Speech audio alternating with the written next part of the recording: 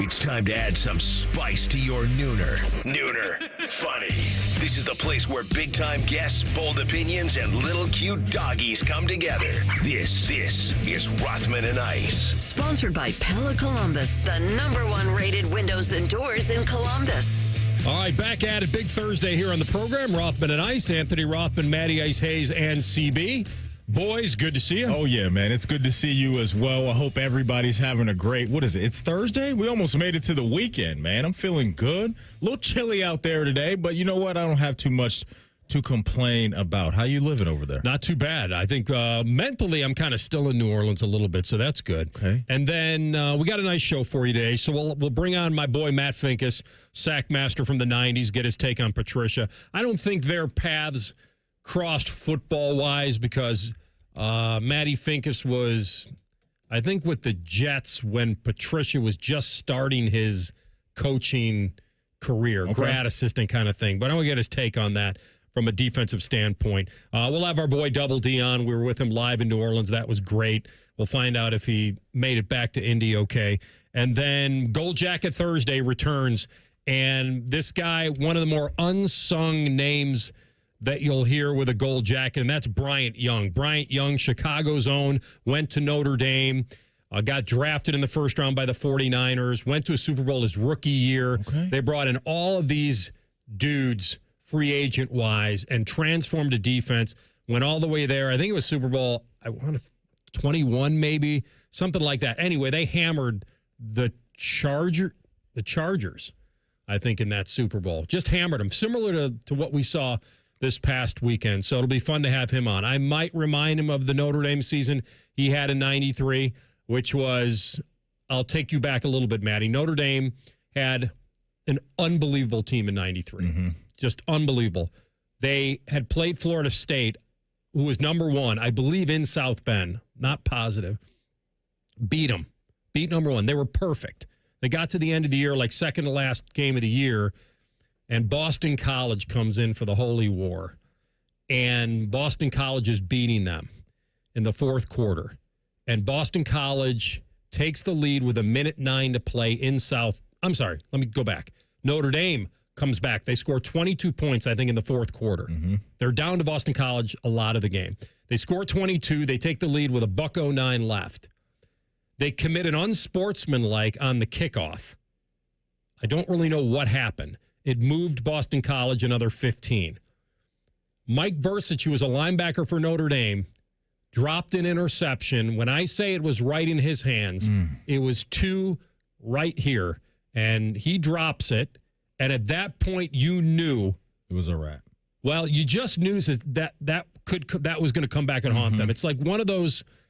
It's like when I always say, when you give a guy an extra swing in baseball, somehow you drop the foul ball. Yeah, make an error with 2 outs. Somebody comes up after that. Here comes the damage. So Boston College gets into range. I think they kick like a 40-some-odd yarder. And they eliminate Notre Dame's national title. Wow. That was their game. Now, he went on to have a Pro Football Hall of Fame career, but I do want to maybe relive that. Not to bring up the negative, but I just wonder if he's going to love that.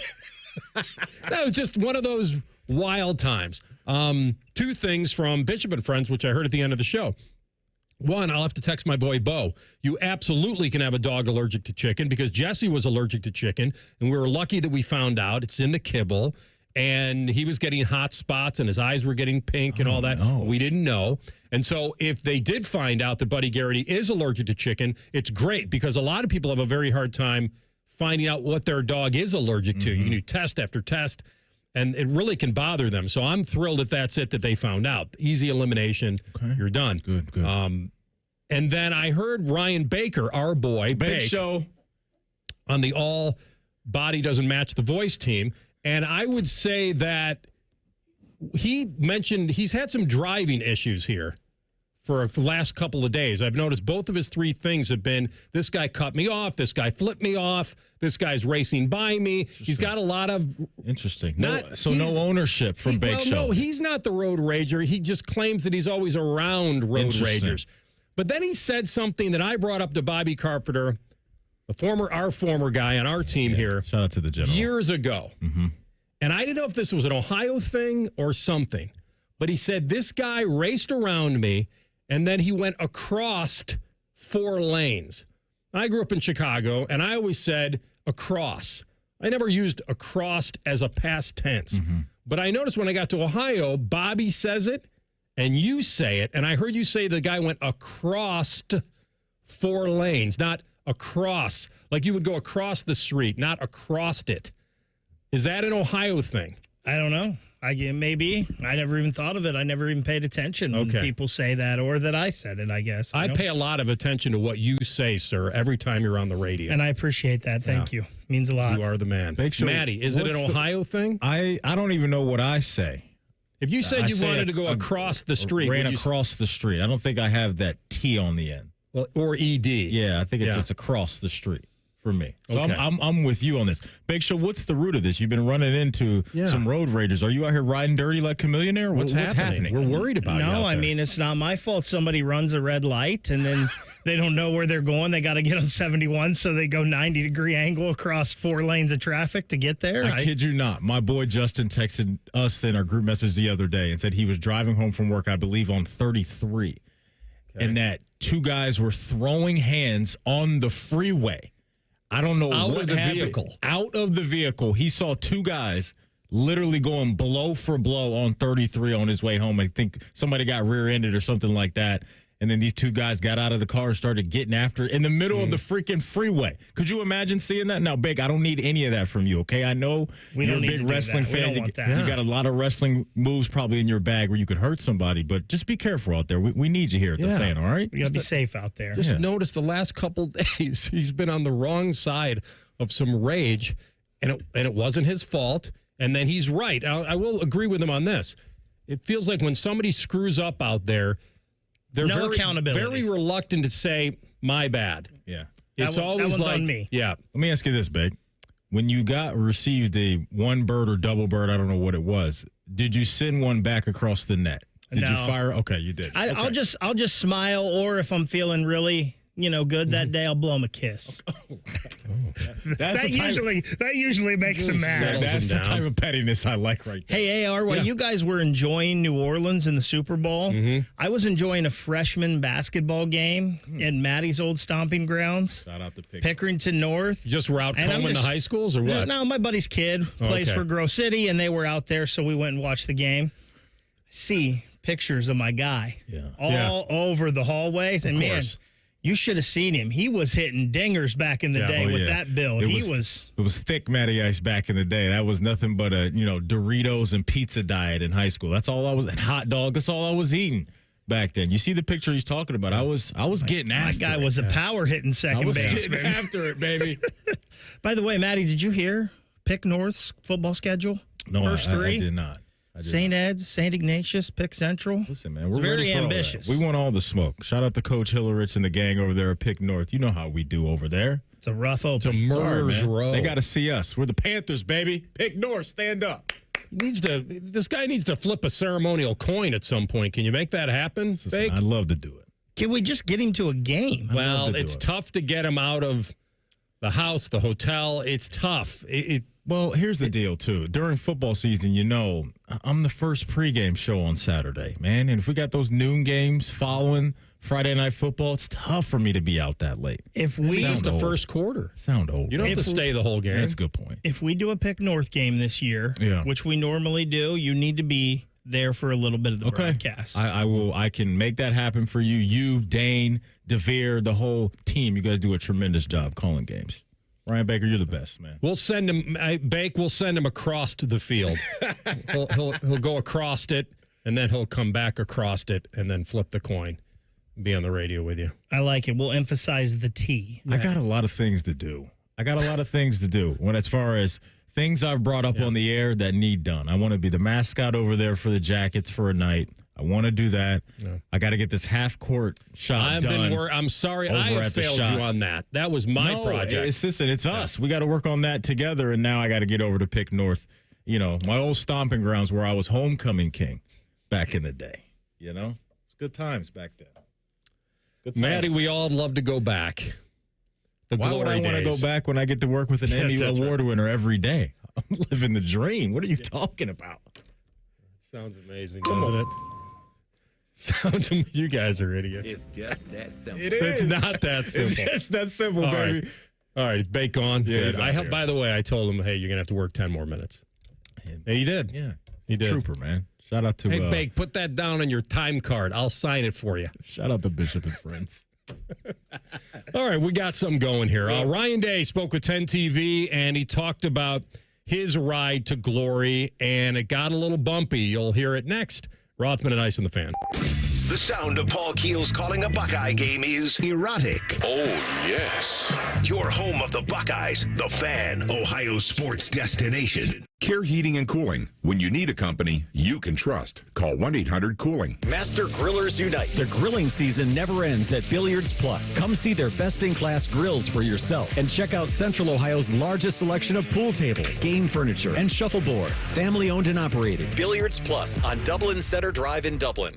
Ohio State Buckeye fans, it's time for the annual Pink Game with Ohio State women's basketball. Join us February 17th at 12 p.m. at the Shot to cheer on the Buckeyes as they take on Iowa in a thrilling matchup. Don't miss out on themed games, unforgettable fan experiences, and ultimate Buckeye traditions. Buy your tickets and gear up for game day at ohiostatebuckeyes.com. Hey, John, why so glum? I just got let go. The company's downsizing. This is the third time in the last 2 years. I'm done with this. Have you thought about My Computer Career? I've heard they can train you for a career in IT in just a few months, including cybersecurity and the basics of AI. And you don't need prior training or experience. Now that's a recession-resistant career. Wow, thanks. I'll check them out. Go to mycomputercareer.edu and take the free career evaluation. mycomputercareer.edu. Financial aid is available for qualified students, including the GI Bill. Attention hockey fans, score the ultimate experience powered by Verizon. Verizon is giving 2 lucky winners the chance to win 4 tickets to the 2025 Navy Federal Credit Union NHL Stadium Series at Ohio Stadium on March 1st. Plus 50 participants will have a chance to win a $50 gift card. Just stop by a participating Columbus Verizon store by February 18th to enter. Get your shot at this unforgettable experience. Hurry to a participating Columbus Verizon store today to enter. Must be legal U.S. resident of Ohio, age 18 years or older to enter. Void where prohibited. For official rules and full details, visit 971thefan.com/Verizon. Rodeo fans, saddle up for the Cinch World's Toughest Rodeo, February 15th at Nationwide Arena. Come early for autographs, pony rides, and more. Get tickets now at Ticketmaster.com. It's the Cinch World's Toughest Rodeo. Hi, I'm Bob Capace for Worthington Jewelers. Valentine's Day is upon us. Don't be a loser and forget again this year. Here at Worthington Jewelers, my store, I'm Bob Capace. We're giving you 35% off 14-karat gold and diamond jewelry. And how about 20% off sterling silver jewelry? We have something for every budget. Shop local and ask for me. Bob Capace. Worthington Jewelers on High Street in Worthington, worthingtonjewelers.com. I'm Leslie from Pella, Columbus. And I'm Wilson from that other window place. One thing we keep hearing here in town, Wilson, is that the cost of Pella windows actually pleasantly surprises most people. Pleasantly surprised? You get the Pella next level quality and looks, but we also have 5 different lines to fit most budgets. Our customers are almost always surprised, but it's never pleasant. Is there such thing as like angrily surprised? Price is a little high. Oh no, they're a lot high. Get the window that Columbus homeowners rate the leading and most trusted at PellaColumbus.com.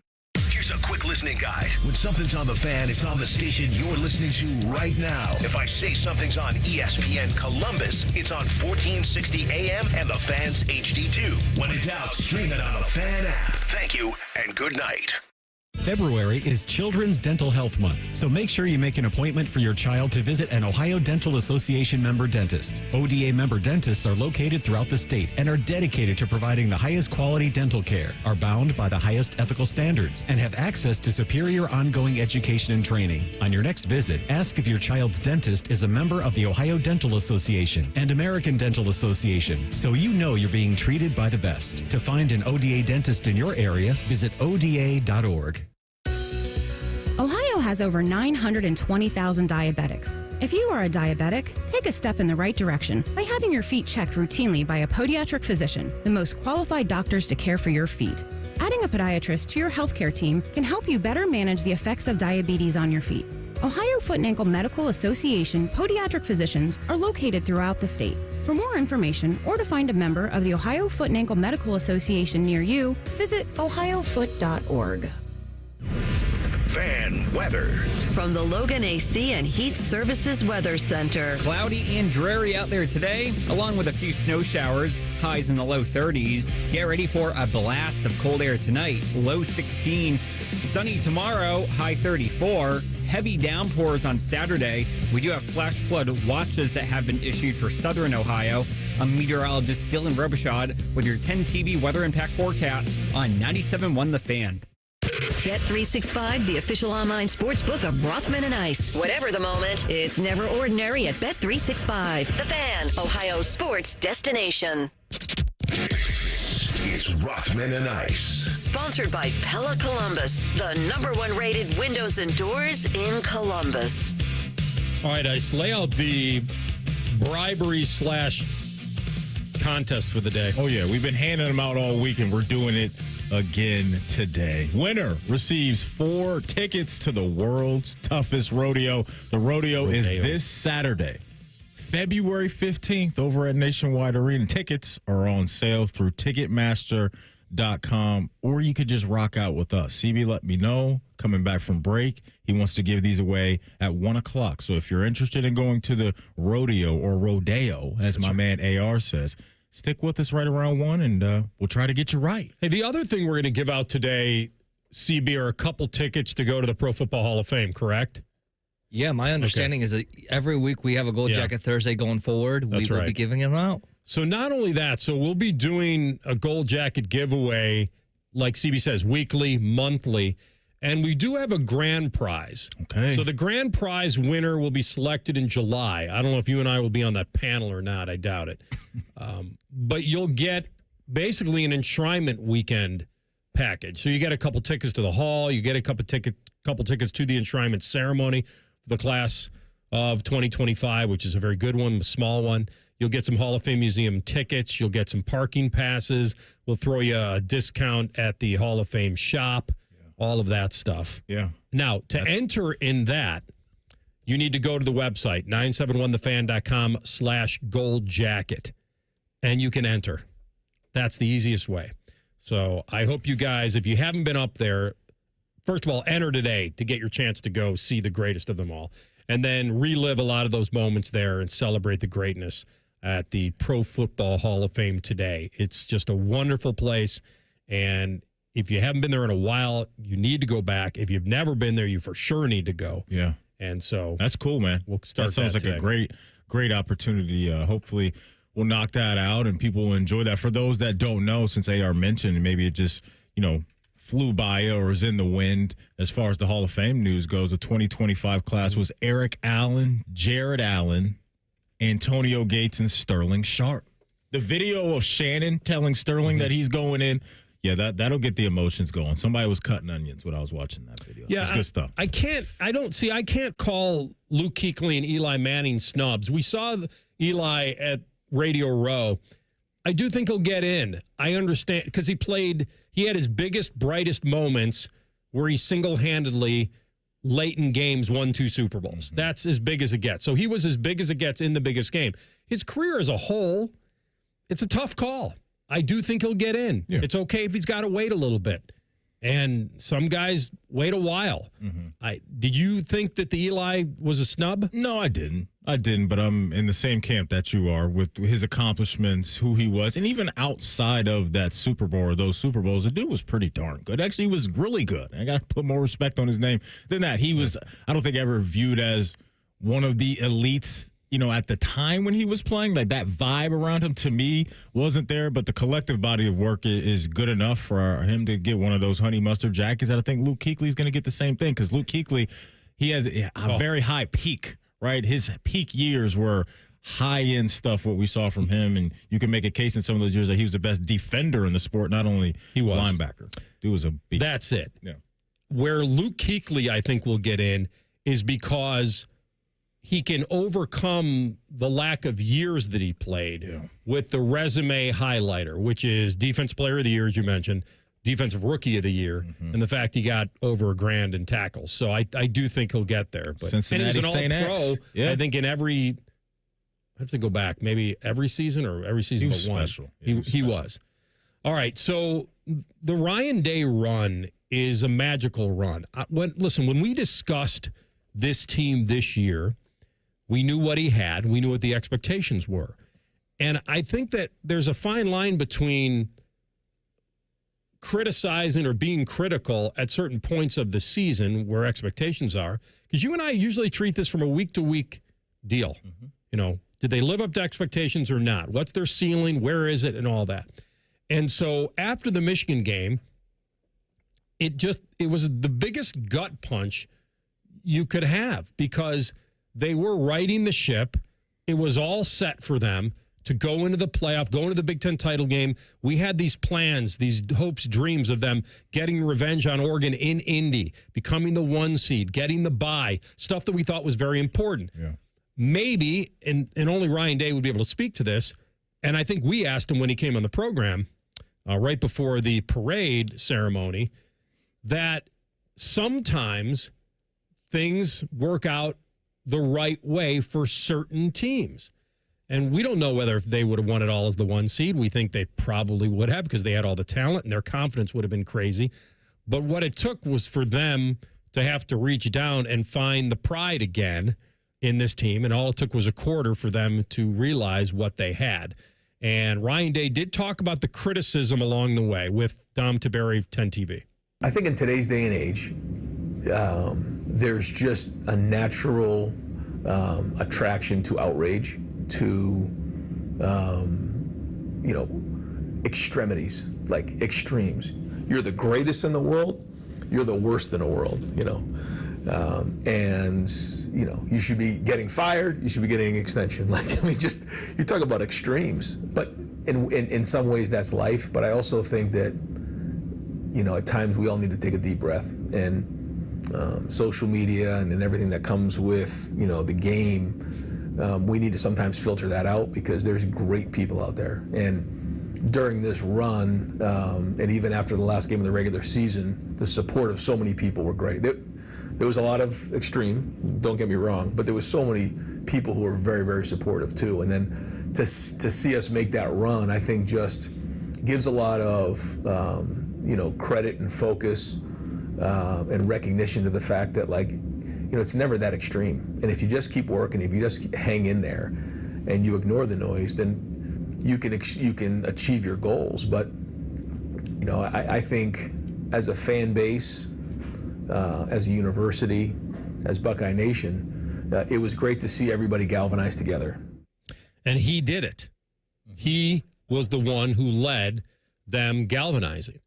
I've always believed in doing this job that you praise when it's warranted, you're critical when you believe it's justified. Mm-hmm. And that's how I play this. I don't think this is an all or nothing job. I think a lot of people treat it that way, which is the only way to penetrate an audience and engage them is to have the most bold take of all bold takes. He's either trash or he's great. So he's right. We live in that world. Yeah. And we live in that world now ourselves because you're trying to be your own radio show, your own uniqueness. And I'm not calling out the people that said that he should have been fired if that's what they truly believe. Mm-hmm. Because we're fortunate enough to have these microphones. And he gets paid a lot of money. He couldn't have said what he just said after the Michigan game.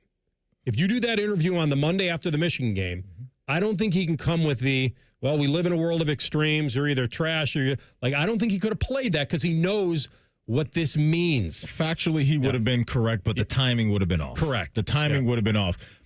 Coach Day, what he said there, I think is spot on. I think it's spot on, and that's got to be the tough part, not only for the coaches, but the players, right? Because you do live in this world where so many people have access to give their opinion on who you are and what you are and what you're not doing and how great you are. And a lot of times, I'm sure that weighs on guys, but, if I were a player, I'd be completely off social media during the season. I would do my best to stay away from it, right? And I know that's easier said than done, but maybe it's not, right? Maybe you just stay so locked in with your job because that is what gets a lot of people going is the negative stuff. And you look at not even just Ohio State stuff, but anything on social media that gains the most traction. are those things. And for Coach Day at the time coming out of that Michigan game, the noise was very loud, and a lot of people were giving their takes as to what should happen with him, where the program needs to go, and all those things. You and I thought, we try to stay down the middle of the fairway with that, right, and look at both sides. And we were having real conversations as to, well, if this doesn't happen moving forward,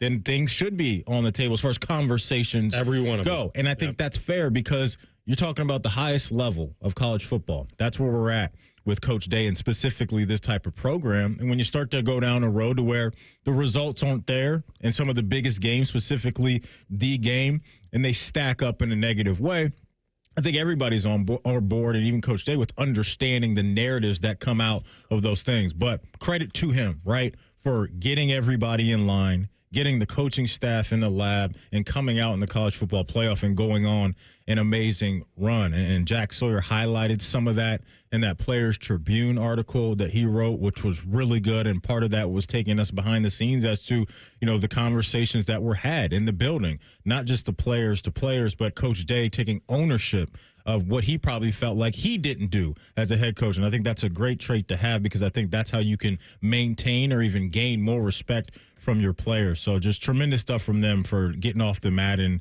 being the last team standing. So there's a lot of fortunate stuff here. One, he had the right team to be able to flip it back on. He had the guys that were so invested emotionally. And I kept saying, until they tell you're not allowed to play any more games, you can still be that team.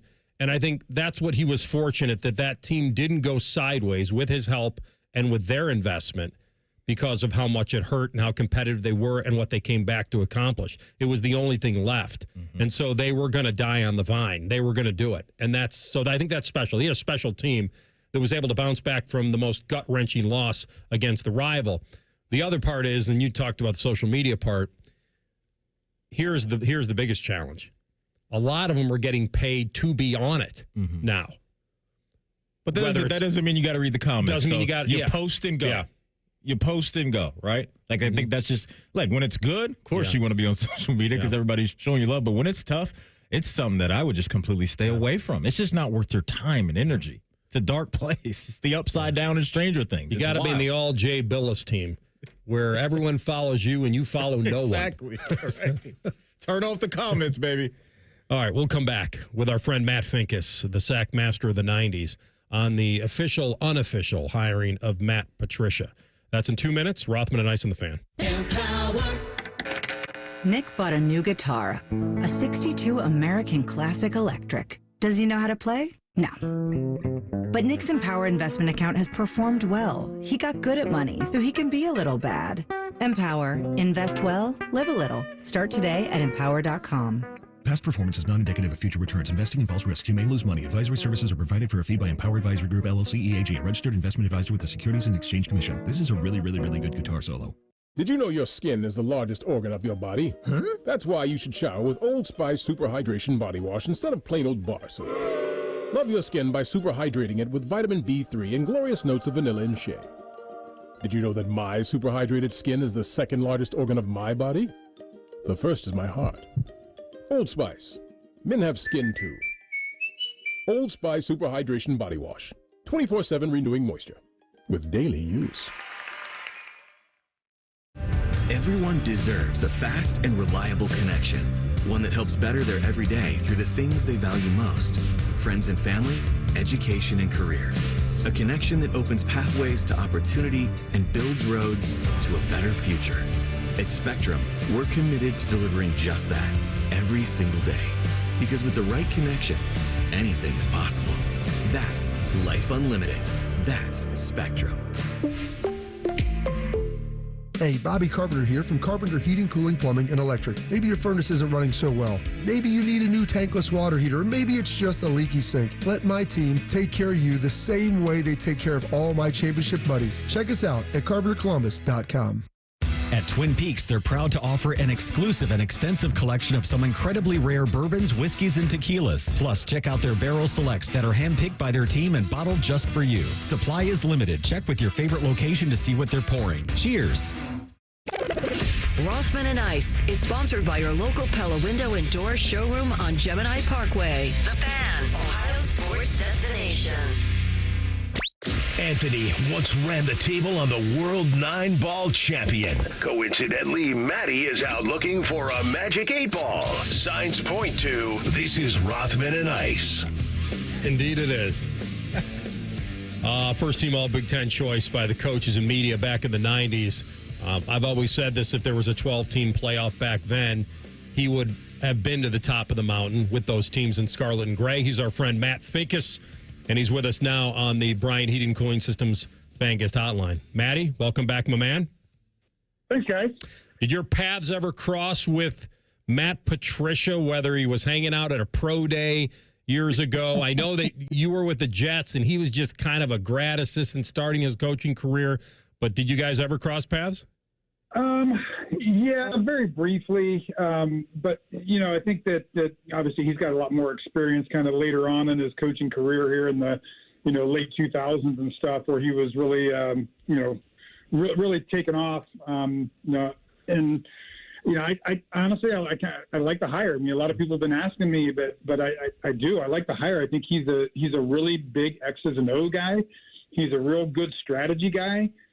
He's a great play caller. And, I mean, defensively, I don't know. I know he had some stints there doing some offensive stuff, but I think he's got a really good feel for the game defensively. I think you could really see that in how much Bill trusted him with the play calling, those Patriots teams. And I think that, everyone talks about, what's the fit like? And the game dynamic has changed so much in college football. I mean, I think that you really saw it with Chip coming in. You've seen it, to an extent with Ryan Day with the NFL experience and coming back down, where you don't necessarily need to have all the boxes of, well, he's a great recruiter and he does great in the living room and he can relate to these kids and all these different things that were important probably 5-10 years ago.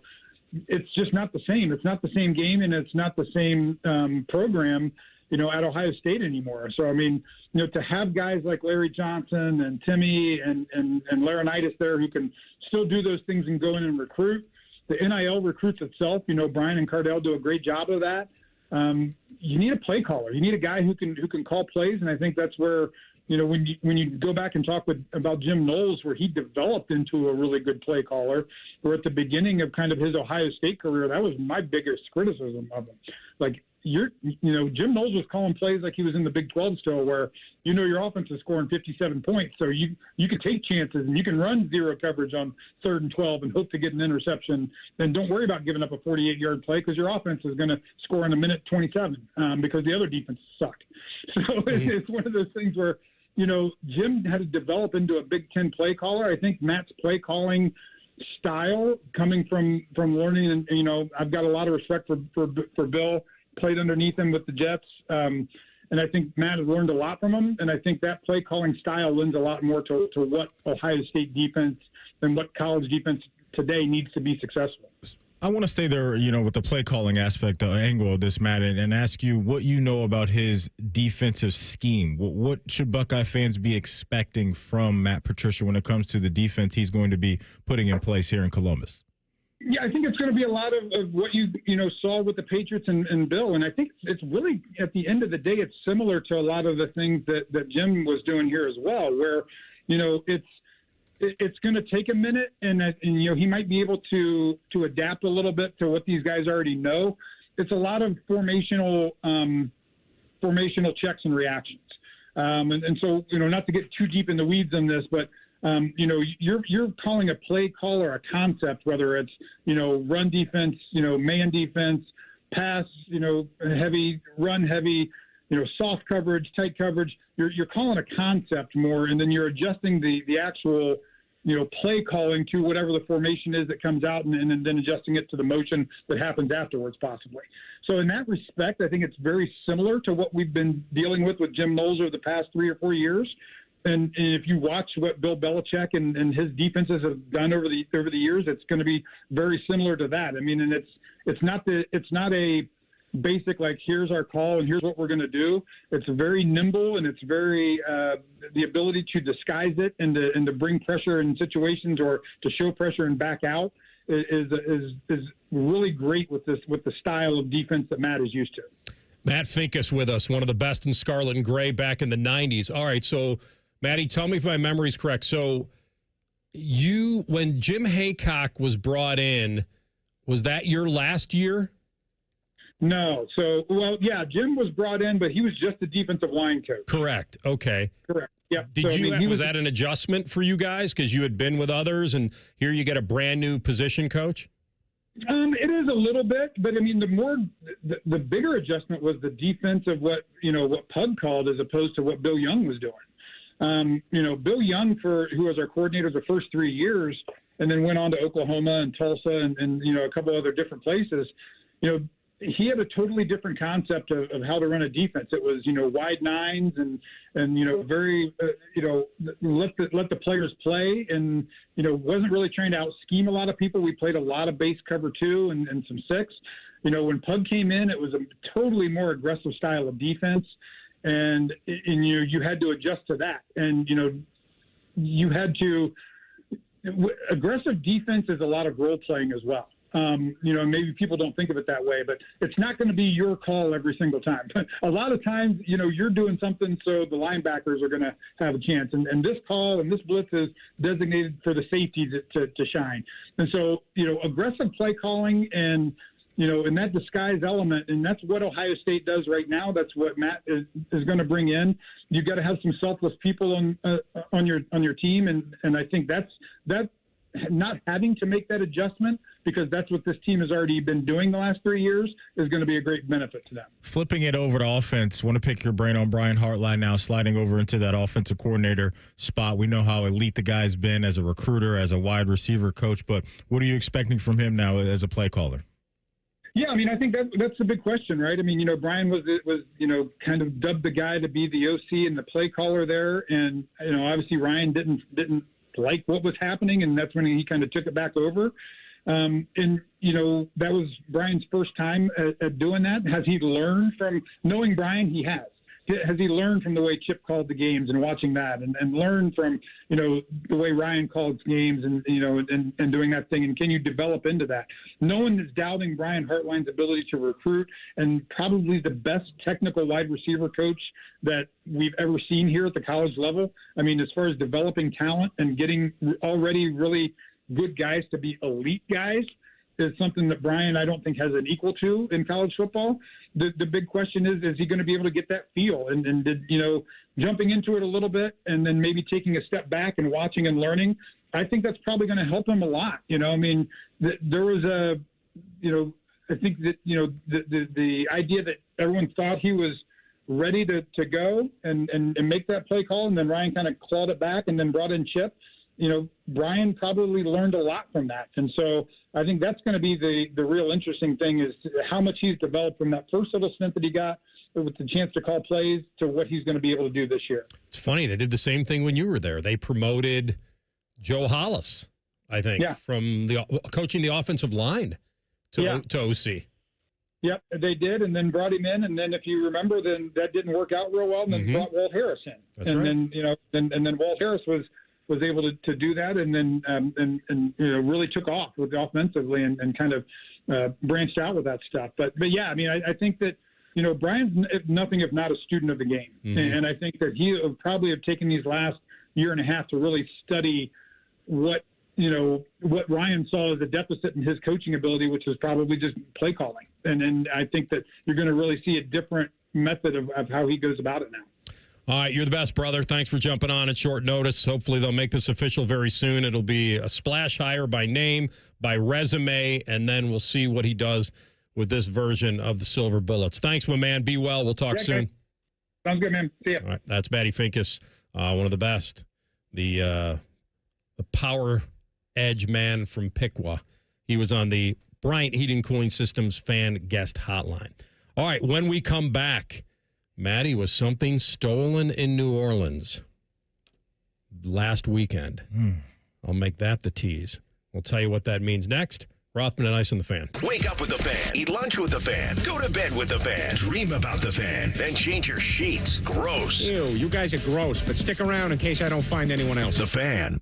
Attention hockey fans, score the ultimate experience powered by Verizon. Verizon is giving 2 lucky winners the chance to win 4 tickets to the 2025 Navy Federal Credit Union NHL Stadium Series at Ohio Stadium on March 1st. Plus, 50 participants will have a chance to win a $50 gift card. Just stop by a participating Columbus Verizon store by February 18th to enter. Get your shot at this unforgettable experience. Hurry to a participating Columbus Verizon store today to enter. Must be legal U.S. resident of Ohio, age 18 years or older to enter. Void where prohibited. For official rules and full details, visit 971thefan.com/Verizon. For 100 years, our passion at Atlas Butler has been helping people. From those who have relied on us for years to those who call us for the first time. For our team, their families, and our community, Atlas Butler is here to keep Central Ohio safe and comfortable with trusted, convenient service. Call today, get it fixed today. That's our pledge to you. Atlas Butler is at your service. Call 1-800-FURNACE. Come cheer on the Ohio State Buckeyes men's basketball team as they take on the Michigan Wolverines at the Shot on Sunday, February 16th. Don't miss out on themed games, unforgettable fan experiences, and the ultimate Buckeye traditions. Buy your tickets and gear up for game day at ohiostatebuckeyes.com. 2025 Hondas in stock, fresh off the truck. Come test drive one during Lindsay Honda's Cash for Clunkers. Up to $2,500 or $3,500 minimum for any trade. Just bring your clunker to Lindsay. 2025 CRVs and Ridgelines, both $299 a month. That's $299 a month or clunker cash going on now. The lot is full and the deals are on. See lindsayhonda.com for details. Hey, what's up? It's T-Bone. Guys, listen up. How many of you out there have been diagnosed with sleep apnea? Maybe your partner can't tolerate your snoring every night. You can't stand your CPAP machine. I totally get it. But the good news is there are alternatives to the CPAP machine. And Dr. Mark Levy is here to change your sleep and your life. Trust me, your spouse will thank you later. Dr. Mark Levy can customize an oral appliance that opens your airways, helps you breathe better, and of course, stops your snoring. That's the main point. It's quick and comfortable and an alternative to those bulky, loud CPAP machines you always hear about. For over 15 years, Dr. Mark Levy has led the way when it comes to treating snoring and sleep apnea, and now he's expanding his practice to better serve his patients with a brand new location in Marysville. I love Marysville. If you're snoring and not sleeping, you need to call Dr. Mark Levy's office today. Do not delay. Schedule your appointment today with Dr. Mark Levy at 1-800-MORE-SLEEP. That's 1-800-MORE-SLEEP. You can also visit him online at sleepbettercolumbus.com. And now, sleepbettermarysville.com too. Master Grillers Unite. The grilling season never ends at Billiards Plus. Come see their best-in-class grills for yourself and check out Central Ohio's largest selection of pool tables, game furniture, and shuffleboard. Family-owned and operated. Billiards Plus on Dublin Center Drive in Dublin. Bishop and Friends. My wife jumped onto the couch and was bouncing. Bootsy and Beamsy and NBC sprinting around like maniacs. Bishop and Friends, sponsored by Diamond Seller. Weekdays from 9 to noon on The Fan. Cashback is not available on gas in New Jersey and Wisconsin. Hey, good morning. You're heading to the airport, right? Yep, thanks for checking. I like the car. How long have you been a rideshare driver? About 3 years now. I really enjoy it. Isn't it hard to make money these days with the price of gas being so high? Not for me. I use Upside, the free app that gives you cash back for every gallon of gas you buy. Wait a minute. Are you saying you actually get real money back when you get gas with the Upside app? Yep, I get real cash back every time I get gas. Does that actually add up to anything? I'll make around $200 to $300. Wow, that's serious extra cash. I'm downloading the Upside app now. Download the free Upside app now to earn real cash back every time you buy gas. Use promo code LEARN for an extra 25 cents a gallon bonus on your first tank. You can cash out anytime, right to your bank account, PayPal, or a gift card for Amazon and other brands. Just download the free Upside app and use promo code LEARN for a 25 cents a gallon bonus on your first tank. That's code LEARN. All your favorite fan shows are available when you want them. Head to 971thefan.com and hit that subscribe button. The Fan, Ohio sports destination. Matty was a big Browns fan. Scratch that, we mean he's a big fan of the former Browns. Oh, yeah? The Baltimore Ravens. This is Rothman and Ice. One day. Again, for you. Maybe one day ever for me. We'll see. I looked at, maybe it was Jamie Erdahl at the end, and I'm like, one day we'll be back with the team here. I'll never forget The Radio Row I went to in Minneapolis. That was the year. That was the Minneapolis Miracle with Diggs and Case Keenum beating the Saints after Sean Payton was taunting the Viking fans at the end of the game. There's never been better karma ever than that. And then I sat here and I said something very stupid. Print the shirts? Again. No, you know me. I would never do that. Said officially print the shirts season. Here we go, baby. So I remember saying, I think I remember this. What did you say? I said that when you have a play like that, the miracle of all miracles, and it's not in the championship, that you have to fight now destiny. Because everyone said that if you're going to pull off a play like that, there's no doubt they're going to win it all. And I think you have to fight that. Now, the Vikings were going to be the first team to ever host a Super Bowl in their stadium. That was the other thing they were fighting. And the next chance they were going to play was in the NFC title game. And I remember saying that I would rather have them go to Philly and play against Nick Foles to earn their way back than have some coronation game where everyone said, well, book it, they're in, against Matt Ryan in Atlanta. And I will say to you now, that was a huge mistake. You would never, ever, no matter under what circumstances, give up a home game, give up a home playoff game. You just wouldn't. But I thought after the Minneapolis Miracle, when Diggs took it in, which the game was over 100 times out of 100. Crazy. I thought that, okay, the way to get them back focused and grounded was to send them away to earn their way back. And I did think they could beat Philly. They even scored first in that game. Kyle Rudolph caught a touchdown. We were good to go. Yeah. Case was sharp. And then Foles ripped us apart. Now, the good news is they wanted to win the Super Bowl and beat Brady. They went on to take him down. I don't know what we would have done against Brady. I would have loved to have seen it. But that's what I said. Yeah, I think in my mind, I said it was stupid. Maybe it wasn't the most stupid thing I've ever said. Clearly it wasn't, because I've said a million things that are more stupid. But at that time, I felt like. And then the second thing that I did, which was stupid, was somebody said to me, well, the Eagles are were they a 3.5-point dog on their home field? I think they were, or at least a 3-point dog. And somebody said, you need to bet the Eagles a lot of money to go to the Super Bowl. A lot of money. That way you'll either get paid for your sadness or you will buy your way to the Super Bowl. And I said to a buddy of mine, I said, I'm going to take myself back to the 10-year-old kid, and I'm going to say, nope, this is going to be as pure as it gets. Because I felt like if I bet any money on the opposing team and the Eagles won, which they did anyway, but if I bet money on them, Maddie, that I would have never been able to live with myself that maybe I cosmically contributed to my team not winning. You bet on the wrong team. Now I've learned that we have nothing to do with anything. No control. And you're not alone. Done it. I still think the same way. Like, I think if I wear a certain outfit on a football Friday and the Ravens win, that I had something to do with it. And I'm wearing that same fit, same draws, same everything the next Friday. Same draws. So we're all the same. We're all superstitious when it comes to those things. You're going to get into the one before you die club. Yeah. I'm waiting for you in that room.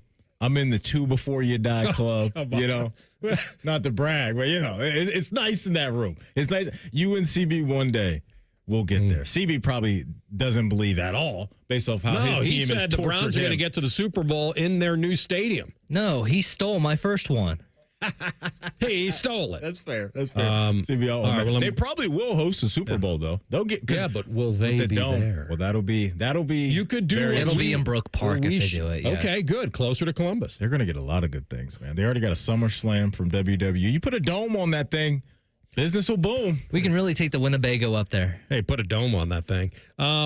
You talked about the draws, and chicks dig me. Because I rarely wear underwear, and when I do, it's usually something unusual. That's right. All right. That's bold so something was stolen in New Orleans, people say. Jersey? I don't believe it was. No. No, but I went to that Super Bowl where the jersey was stolen, and that's why you have to scan in now. All of us had to scan into Radio Row even. Yeah. which that never was. You just flash your credential. Now you have to scan to see if the face goes along with the credential. Which is kind of like, why weren't we doing that before anyway? You know what I think about things like that, with how good people are. Facial recognition, too, is big. Oh, yeah.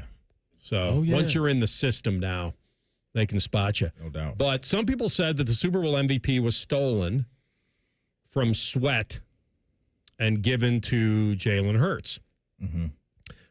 I'm not in that camp. I think this is set up.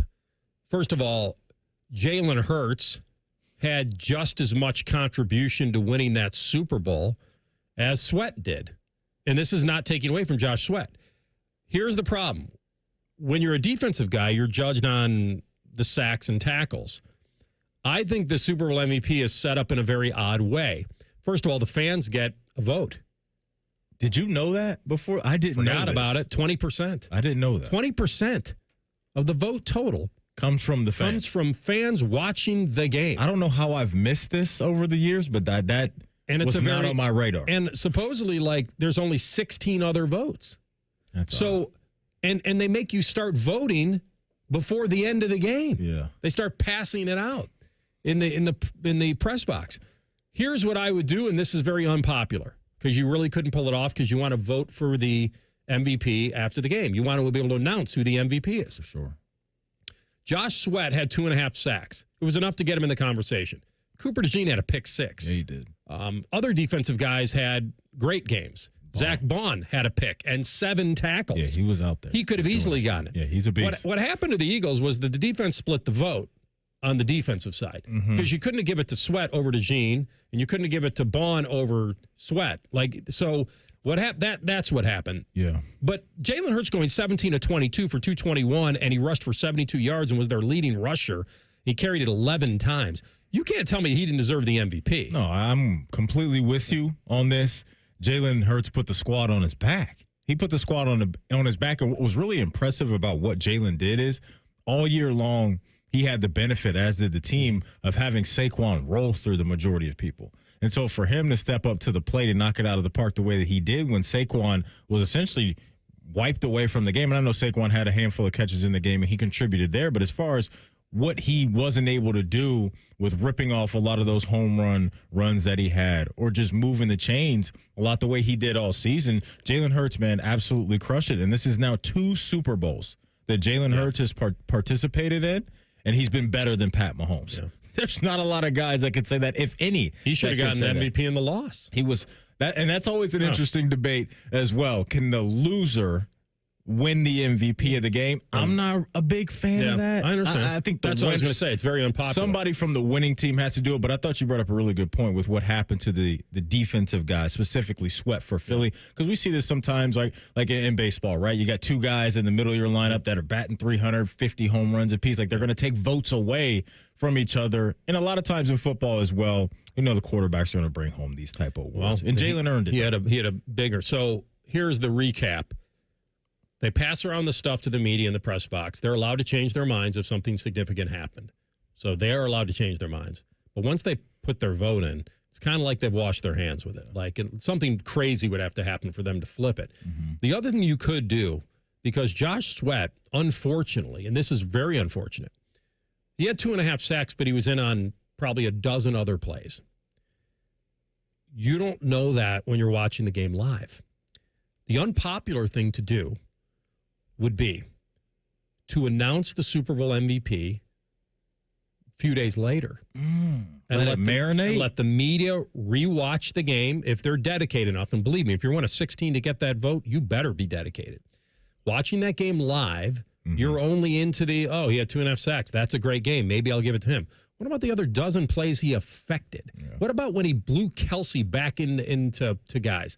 And then got off blocks and got to tackles. I still can't believe that game plan. Like, what were they that's doing? What I'm saying. No, so when people say that Josh Sweat was ripped off and he thought he should have gotten it, obviously he's good with winning, but he thought he should have gotten it. Yeah.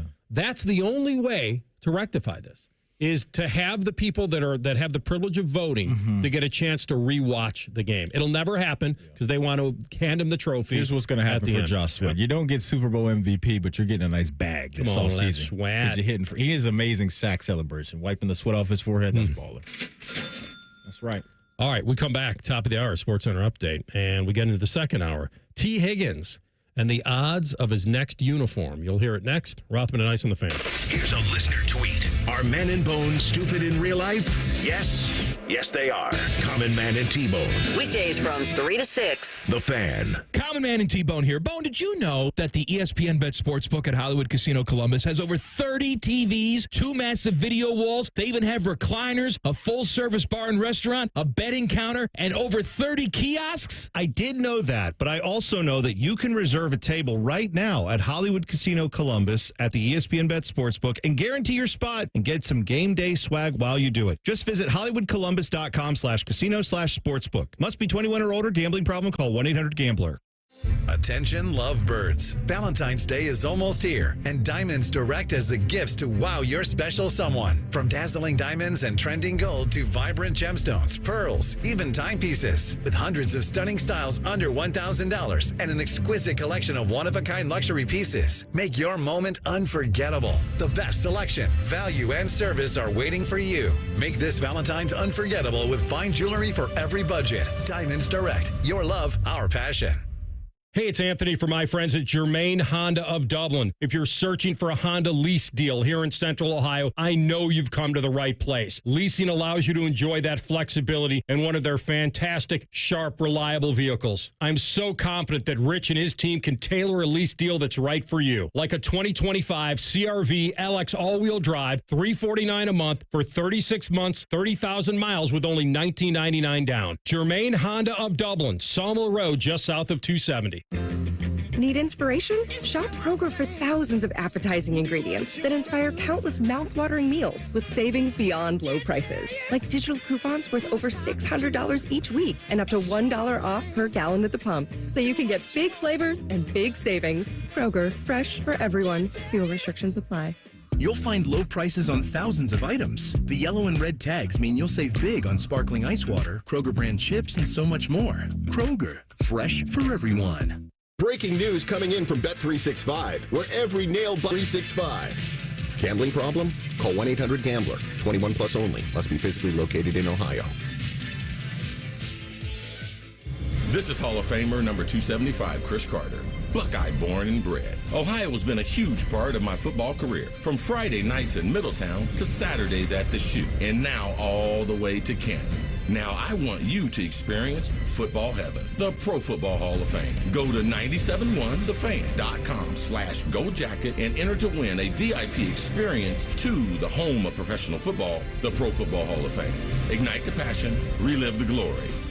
Hey, it's Anthony. I got to tell you, when you don't have the support you need, it affects everything. Feet, knees, hips, back, even your mood. I finally went to the Good Feet store, and once I was personally fitted for my arch supports, I felt a ton better. I will never wear another pair of shoes again without sliding in my personally fit Good Feet arch supports. That's because they help me eliminate my foot pain. It's such a good feeling knowing that I can be on my feet and not worrying about I'm going to wake up with low back pain or feel a weakness somewhere. I trust the Good Feet store because for more than 30 years, they've helped thousands of people just like me get back to feeling comfort on a daily basis. They take pleasure in that. And it's their personal 3-step system designed to support, balance, and strengthen your feet that guides them into their ideal position. I'm the proof. I wear them every day, even when I'm biking at the gym. So go in, take the free test walk at the Good Feet store on Polaris Parkway and on Stringtown Road in Grove City or goodfeet.com.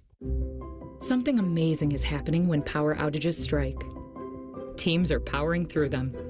That's because CDW Solutions architects are building more resilient IT and electrical infrastructures with Schneider Electric. With EcoCare remote monitoring services and 24/7 support, your organization can do more than keep the lights on. Schneider Electric and CDW make amazing happen. Learn more at cdw.com/Schneider Electric. Order for Jennifer C. Is this my double shot, double cream, double froth, double pump, double whip, double sleeve? Yeah. Can you handle that much caffeine? Did you know Discover automatically doubles all the cash back you've earned at the end of your first year? Oh, really? That's great. Seriously, did you know Discover automatically doubles all the cash back you've earned at the end of your first year? Yeah, you just said that. Did you say I just said that? Yeah, I'm cutting you off. I can't have any more? Why not? You earn, we match. Discover Cashback Match. See terms at discover.com/creditcard. Broadcasting from the Lindsay Honda Studios. Honda makes the cars. Lindsay makes the difference. Visit lindsayhonda.com. WBNS-FM, HD1 Columbus. The Fan. Sports Center. And I'm Timmy Hall. Big night last night for the Ohio State men's hoops team. They demolished Washington like it was their job. We got eyes on Michigan. Sunday home game at the Shot at 1 p.m. Get there and be loud if you're feeling it. Jake Diebler surely is. There's no minimizing it. There's more to it, certainly, this time of year and all of that. But, yeah, make no mistake, this is a rivalry game. Tonight at the Shot, the 9th-ranked Buckeye women at 20-3 play a good Minnesota team. That tips at 7:30 on ESPN Columbus and the Fans HD2. Defensive changes to the Ohio State football staff have been confirmed. Matt Patricia, mainly known from his time as the Patriots DC, will be the new coordinator. Tim Walton will be co-coordinator. Matt Guerrieri is the passing game coordinator. And in the NBA, the Cavs are going to the All-Star break at 44-10. This one is sponsored by High Bank Distillery. Drink local, drink High Bank. Breaking sports news on The Fan, Ohio's sports destination. Hey, kids. Anthony once did magic for birthday parties. See, when you say it out loud, it doesn't sound so bad. Back to Rothman and Ice. Second hour of the program, Rothman and Ice. Dan Dakich, bottom of the hour at 1:30. We'll talk Buckeye hoops, Super Bowl, IU's coaching search, all that. We got Auburn and Bama this Saturday, number 1 versus number 2. So, yeah, a lot of good stuff. How many teams are ranked in basketball from the SEC? That conference is booming right now. The conference is absolutely all of them booming. So, yeah, I know a lot of people coming out of football are going to start locking into college hoops, getting ready for March Madness and all that good stuff. It's a good week to lock in, especially on Saturday, because Auburn and Bama should be a banger. You know what else is happening on Saturday? The world's toughest rodeo. And if you want to go, we're giving away 4 tickets right now. 614-821-9710 is our hotline number. The world's toughest rodeo is coming this Saturday, February 15th at Nationwide Arena. Earlier, to start the show, our guy Ryan Baker from Bishop and Friends, you can catch them 9 to noon every day, Monday through Friday. We brought him in. AR brought him in, and we called him out. Made him stay over. For how he, says one specific word. What was that word? You get it right, and CB's going to hit you up with 4 tickets to the world's toughest rodeo. Again, our hotline number is 614-821-9710. T. Higgins posted a cryptic tweet. Was it yesterday or the day before? Yeah, last couple of days. Yep. And it read, "I'm going to let you all know first." Okay. So I guess he's going to break his own news on whether he's staying or leaving. Not Shefty, not Rappaport, not Pelissaro, none of them. I mean, he's got a head start. It is his life. This kind of reminds me of that line. You guys never saw that movie, Frost Nixon, where David Frost, this British talk show host, is hired to come in. He wants to get an interview with Nixon after the whole falling off the ledge kind of stuff. And Nixon's going to do it because he's going to pay him all this money. Pay all this money. He's going to pay him $200,000, I think, to do a series of 4 interviews. And all the networks wanted it, but he thought that Richard Nixon thought this would be a great way because this guy will be a pushover, not going to get very tough questions. Yeah. He's kind of got a comedic background and all that. And he's going to come to the States and he's going to interview him, and it's going to be on tape, and then they're going to air these. And Frost is trying to get sponsorships for it. Nobody really wants to touch it. Doesn't feel like anything's going to come out of it. And he wounds up kind of, at the end, really getting him on Watergate and all that, and what he would have done differently. And he turns into a journalist overnight. But there's a scene in the movie, Maddie, where Frost is trying to get at him a little bit. And Nixon says, well, let's just get it on the record. You're working with a lot of notes there. I don't have any. I'm not referring to anything. And Frost looks at him and goes, well, it is your life. Meaning he should be able to recall his own life a lot better than the guy who didn't live it in me. I've got to work with notes. And I thought it's one of my favorite lines in kind of a very underrated movie. Well, it is your life. What are you doing? So T. Higgins does have a head start on Schefter because it is his life. I like that. We saw one thing that came to mind when it comes to players announcing where they're going. Like we just saw Blake Snell do this since when he signed with the Dodgers. All he did was just put up a picture of him in a Dodgers uniform. Like, okay, it's pretty understandable. Maybe T will do the same thing. He'll drop just a pic of where he's going. I know the Shefties and the Rappaports and Peliceros of the world, they don't love that because you obviously want to break the news. But sometimes players, take things into your own hands. I'm not mad at it, T. Well, he'll know first because he'll know whether he wants to stay or not. He'll know the offer. Yeah. He'll know whether he wants to accept it or not. We don't know what the Bengals will offer him. He is the number one free agent, you would say, in the class of 2025. It's a good wide receiver class. Yeah. But, yeah, he no doubt is up there at the top for sure. Yeah. So now we have an instance where, and I asked Shefty yesterday, would you tag him again for $24 million or whatever? And he's like, it's possible that they could do it. Now, I wonder if T would get to the point where, listen, I did it once. Yeah. And I took the money. I'm not doing it again. So he'll pull I'm out of here. It's not obviously what players want. They want that security. Yeah, that's right. You zoom out from that, though. Maybe you zoom out from the emotions, which I'm sure is very, very tough to do when you're as good of a player as T. Higgins is, and you put in the work this dude's put in. But $40 million, and over a couple years, that ain't bad. That ain't bad. But you want to know that, hey, for the next 3-4 years, whatever it may be, I have this coming my way. No doubt. He is going to be a coveted asset. There's no denying it because he's a difference maker. I think some teams may get caught up in some of the injury stuff that's popped up since he's come into the league, but that's something I think you deal with, right? When you're talking about a guy that can come in and really take your offense to a higher level, and I truly believe T's one of those dudes. I think, listen, he's got Burrow. He's got a number one also. There's a lot of stats he can get in that offense. And he can go after a title. They say he's open to staying. I really do believe it.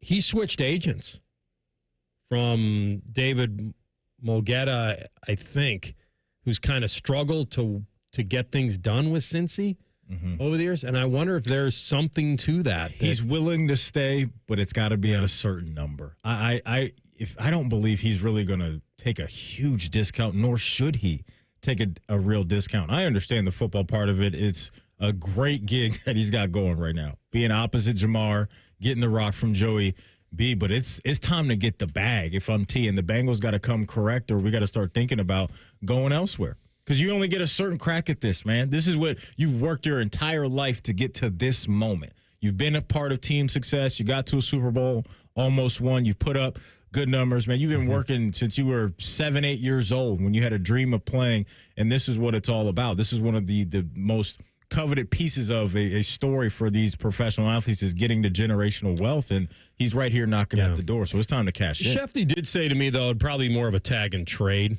scenario. The exclusive franchise tag would be about $26 million. That's very expensive right away on your books. So he may not want to. I know for a fact he wouldn't want to play another year on a franchise tag, like you said. He'd want that security if he can get it. So they've put some odds out. On T's next landing spot. I haven't seen these. I have not seen these. There are 3 other wideouts, as you mentioned: Kupp, Devontae Adams, and Deebo Samuel. And then you add Myles Garrett to the list, who are on the board of kind of next team betting odds. But I have Higgins next team betting odds. Okay. I'm wondering, this may be, I'm looking at the list. Yeah. I'm wondering how many you could get of these. I don't think you would get the favorite.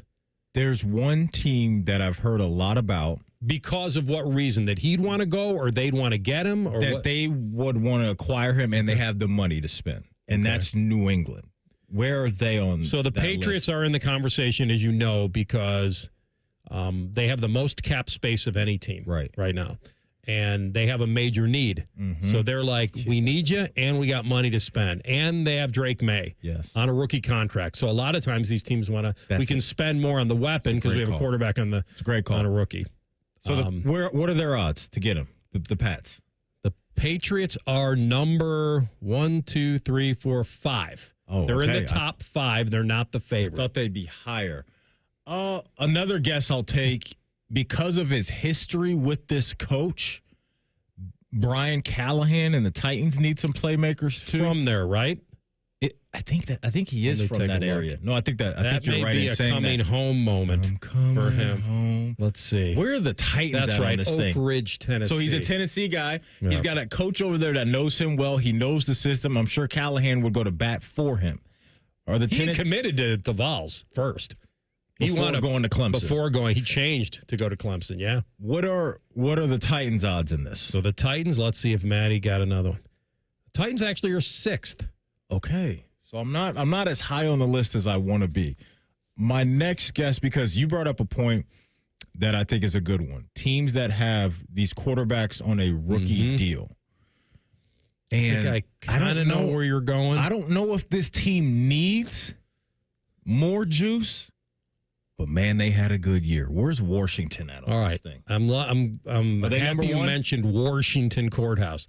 Their offense, they have Cliff Kingsbury still, right? Yeah.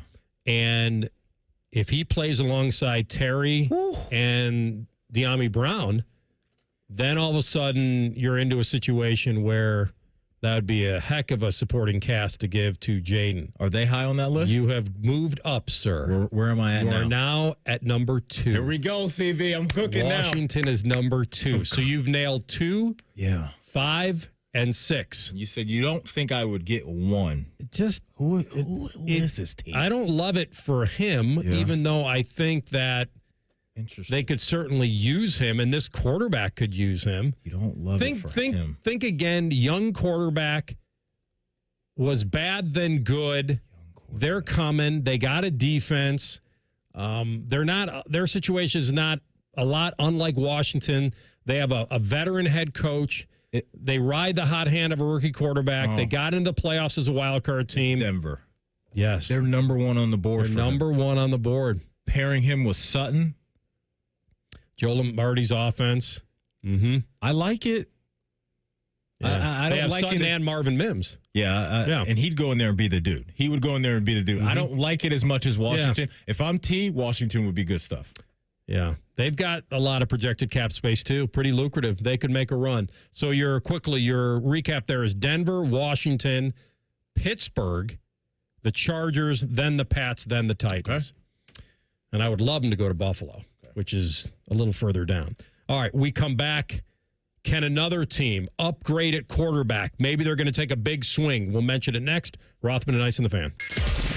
We're known for 3 things: games, conversation, and common man yelling about things only he cares about. The Fan, Ohio's sports destination. Attention hockey fans, score the ultimate experience powered by Verizon. Verizon is giving 2 lucky winners the chance to win 4 tickets to the 2025 Navy Federal Credit Union NHL Stadium Series at Ohio Stadium on March 1st. Plus 50 participants will have a chance to win a $50 gift card. Just stop by a participating Columbus Verizon store by February 18th to enter. Get your shot at this unforgettable experience. Hurry to a participating Columbus Verizon store today to enter. Must be legal U.S. resident of Ohio, age 18 years or older to enter. Void where prohibited. For official rules and full details, visit 971thefan.com/Verizon.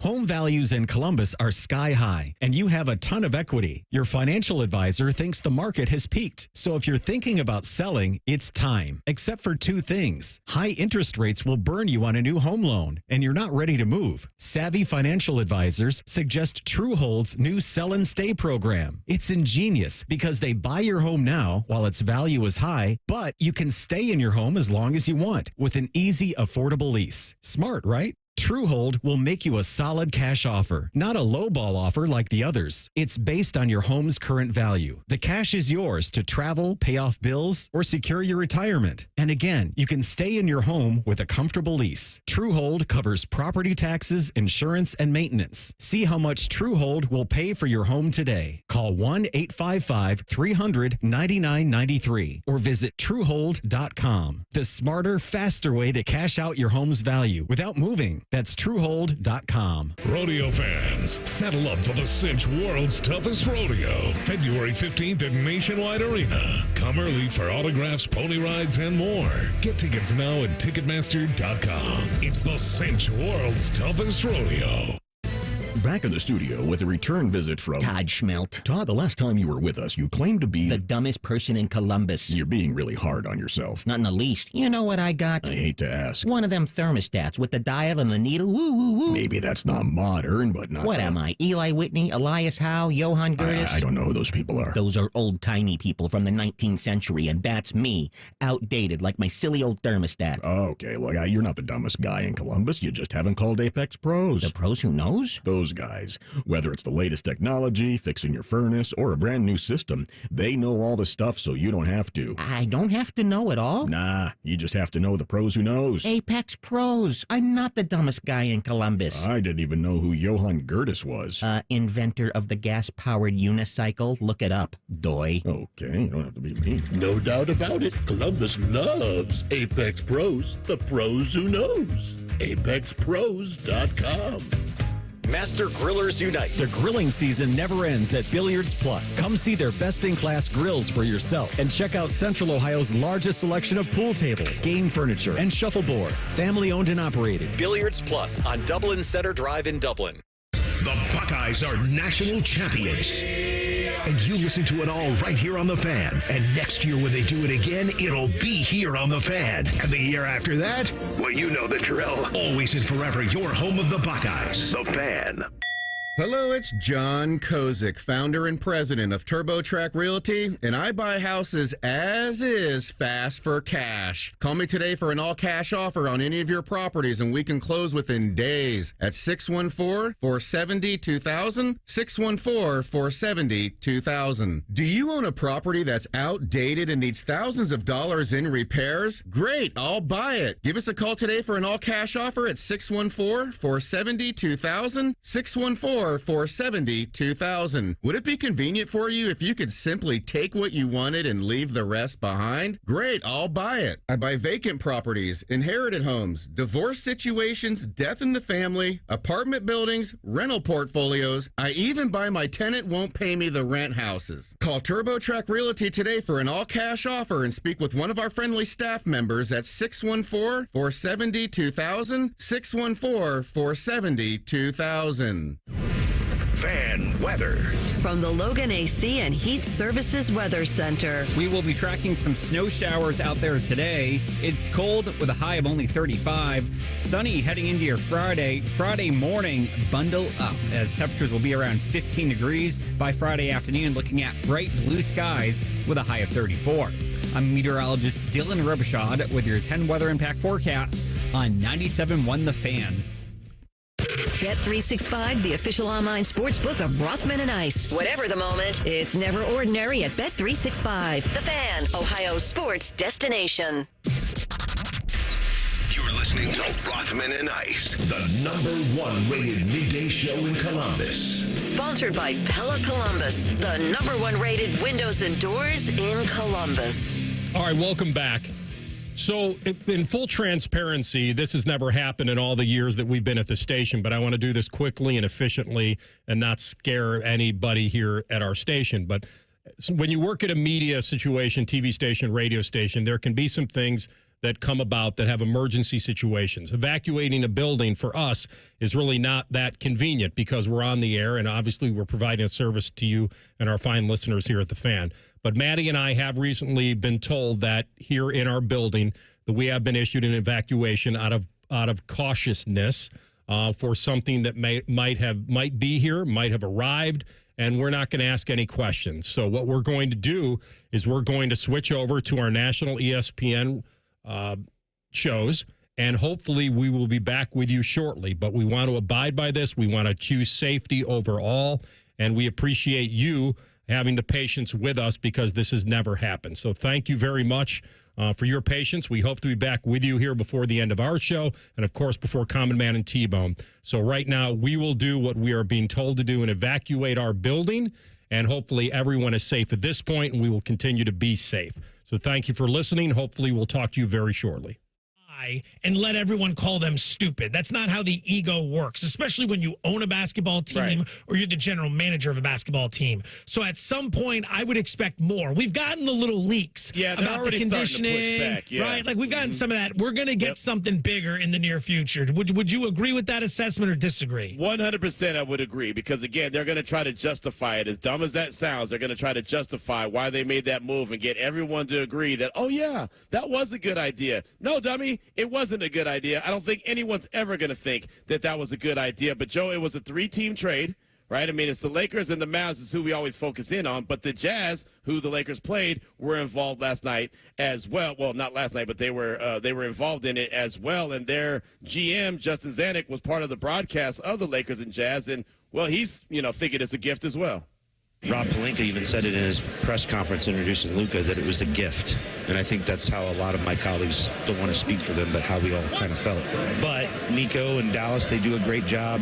They obviously have their reasons and wanting to improve the defense and obviously getting a top 15 player in their own right there. And, they decided that was in their best interest. Obviously, it kind of reshaped the Western Conference. And when we are up there with those guys here very soon, then maybe I'd care a little bit more being a third team. At this point where we are, like, if we were in the playoffs right now, I'd be asking both of them, like, what is going on here? And I'm not doing it. That's gold right there. Absolute gold. Yep. That's coming from the general manager of a team that's not necessarily in competition right now with the cream of the crop. They're rebuilding. It's going to take some time. They understand that. But if they were competing, they absolutely would not have wanted to help facilitate such a thing, which speaks to how ridiculous the trade is. On top of that, when at the beginning he's talking about what a surprise it is and what a gift it is and how we all agree on this, it speaks to the idiocy of the Dallas Mavericks in not making their intention of trading Luka Doncic public. Right. Why not get a bidding war going for this guy? They could have done so much better. I know they've sold this as, well, here's the thing. We're smart because Anthony Davis was the target, and we got Anthony Davis. Great, but there are other guys out there. You may have been able to get even more. And you know what? I'll go further. Don't say may. I guarantee you could have done better on this deal if it was public that he wanted out. Now, I know there's the fear of, well, Luka's disgruntled. He wants out. It's going to be pennies on the dollar. Not with a 25-year-old who's been on the NBA first team, all first team, 5 years in a row. There's only 3 guys that have done that. Like, there would have been a massive bidding war for this guy. Picks, star players, you name it. It would have been at your disposal. You could have done better, and those comments from the Utah GM speak to that. Right, exactly. The whole league is looking at it like that, Joe. I mean, there's so many teams across the league that are looking, saying, we could have made a move that would have been better than that. Hell yes. We could have gave you a better return than that. And it just, again, none of it makes sense. At some point, we'll end up finding out the truth, right? There's 3 sides to the story at least. Their side, the Lakers side, and then the truth is somewhere in the middle. We'll end up getting to the middle eventually.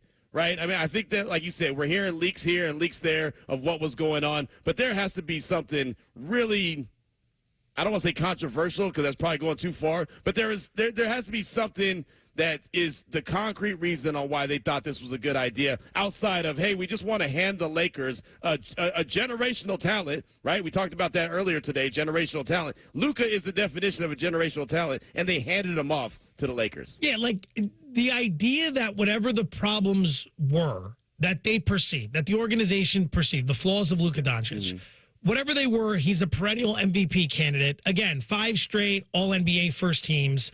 Everything on the resume speaks for itself. Now, maybe you evaluate him and say, we could see so much more from you. You're only at 85%. If you could just work harder in the offseason, you could get to 100%. You know what?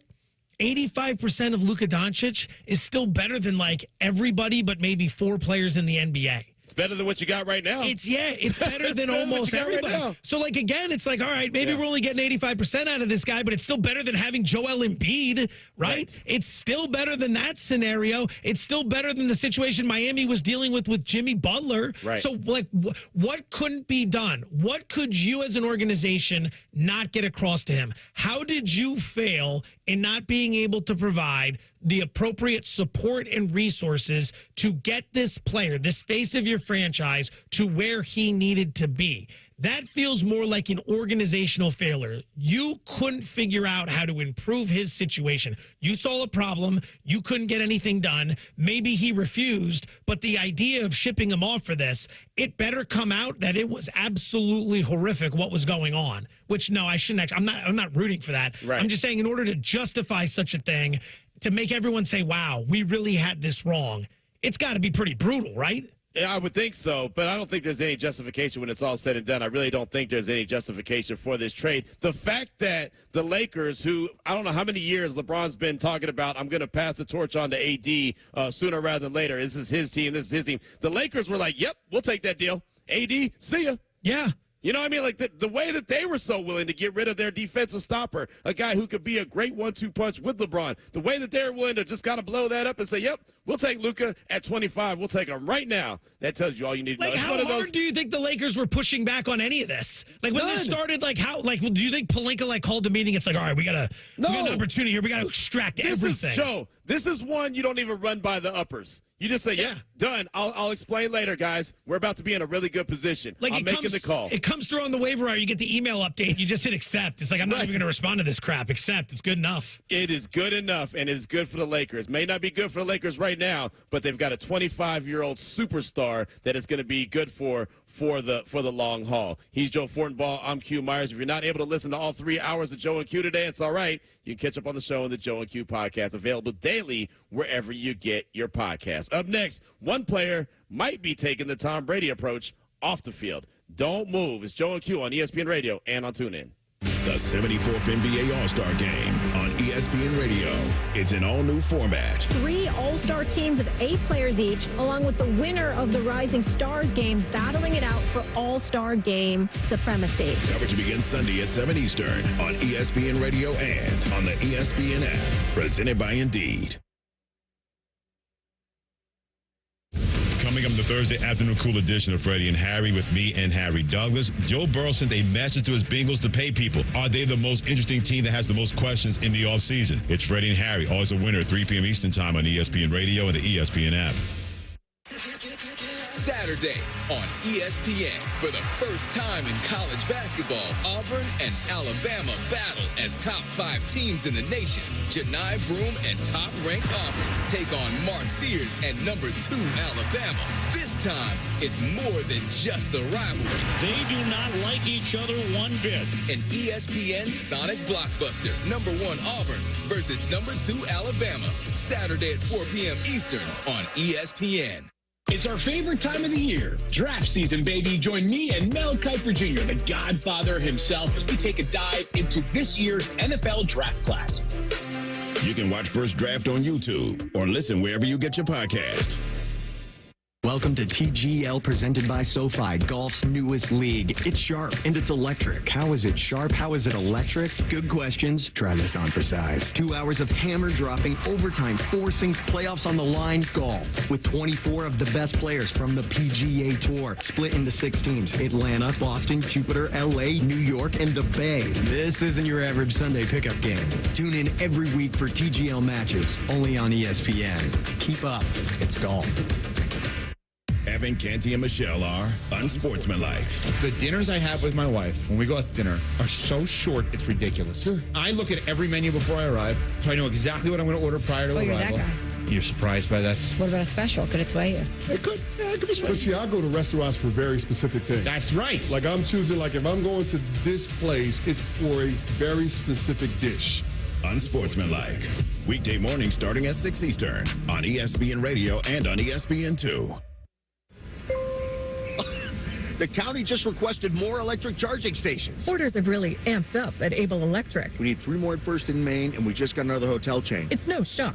Able Electric needs able electricians. Grocery store wants charging stations, too. And fast. I need Indeed. Indeed you do. Put our matching platform to work so you can spend less time searching and more time connecting with talented candidates. Visit Indeed.com/credit and get $75 towards your first sponsored job. Terms and conditions apply. Whoa, it's you, the Capital One Bank guy. That's what they call me. Mind if I get a selfie? Yeah, sure thing. Say no fees or minimums on your Capital One checking account. Wow, That's a keeper. So, where are you heading? I'm off to spread the good news that Capital One helps people keep more money in their wallet with no overdraft fees. Oh, you're the best Capital One bank guy. Hey, mind if I get a selfie? Sure. Say, Capital One, what's in your wallet? Terms apply. See CapitalOne.com/bank for details. Capital One N.A. member FDIC. There are some things you wouldn't mind being stuck with, like a large unexpected inheritance. An always on the verge of death phone that has to be plugged in just right so it charges is not one of those things. Switch to Verizon and we'll pay off your old phone. Up to $800 via prepaid MasterCard so you can get a new one. Just trade in any phone from our top brands on any unlimited plan. With new line on My Plan. Additional terms apply for trade-in and pay off your phone offer. See Verizon.com for details. Dell Technologies is celebrating with anniversary savings on their most popular tech. For a limited time only, save on select next-gen PCs like the XPS 16, powered by Intel Core Ultra processors and more. Plus, curate your dream setup with great deals on select monitors, mice, and more must-have electronics and accessories. When you shop online at Dell.com/deals, you'll have access to leading-edge technology to match your forward-thinking spirit and free shipping on everything. Again, that's Dell.com/deals.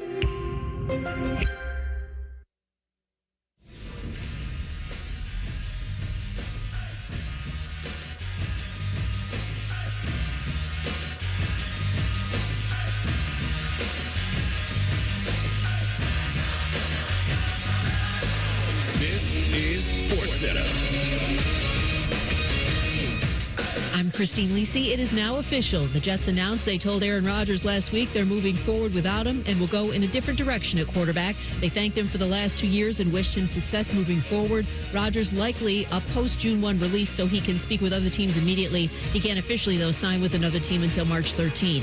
NBA said the three-point shooting contest featuring Golden State Steph Curry and Sabrina Ionescu of the WNBA's New York Liberty will not be a part of this NBA All-Star weekend. Talks apparently fell apart in recent weeks. The U.S. in its first game in the NHL's Four Nations Face-Off goes up against Finland tonight, 8 Eastern ESPN.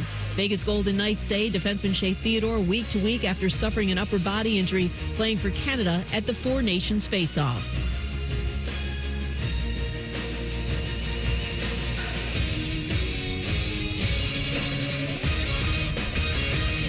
Touchdown, Joe Burrow. Patrick Mahomes, best player. Joe Burrow's the best quarterback in football. Burrow. Touchdown, what a start.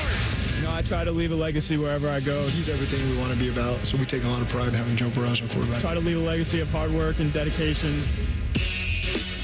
Joe Burrow, one of the best quarterbacks in the league. Cincinnati did not make the playoffs this past year. How do they make that team better? How do they take that next step to get back into the Super Bowl? It is Joe and Q here on ESPN Radio on the ESPN app, Sirius XM Channel 80, also on your smart speaker alongside Joe Fortenbaugh. I'm Q Myers. And Joe, I think the big question when it comes to Cincinnati is how do you build around Joe Burrow? They've been to the mountaintop. They got to the Super Bowl. They lost the Super Bowl, but they've been there. Haven't been back. How do they get back sooner rather than later while you have this really stinking good quarterback in Joe Burrow who very well could have been in the MVP conversation, except for his team didn't even make the playoffs? Stop being cheap. Number one, stop being cheap. They have cheap ownership, so they make decisions based on cheapness, and it comes back to bite them. That's been a problem for the Chargers for a very long time. Right now, you have a scenario where Jamar Chase is due for a new contract. T. Higgins is due for a new contract. Trey Hendrickson is due for a new contract. Your top pass rusher, one of the better pass rushers in the NFL, one of the best wide receivers in the NFL, and then one of the best number 2 wide receivers in the NFL, who a team like the Chargers would probably love to sign as their number 1. Right? How do you get to a point where all those guys' contracts are coming up at the same time?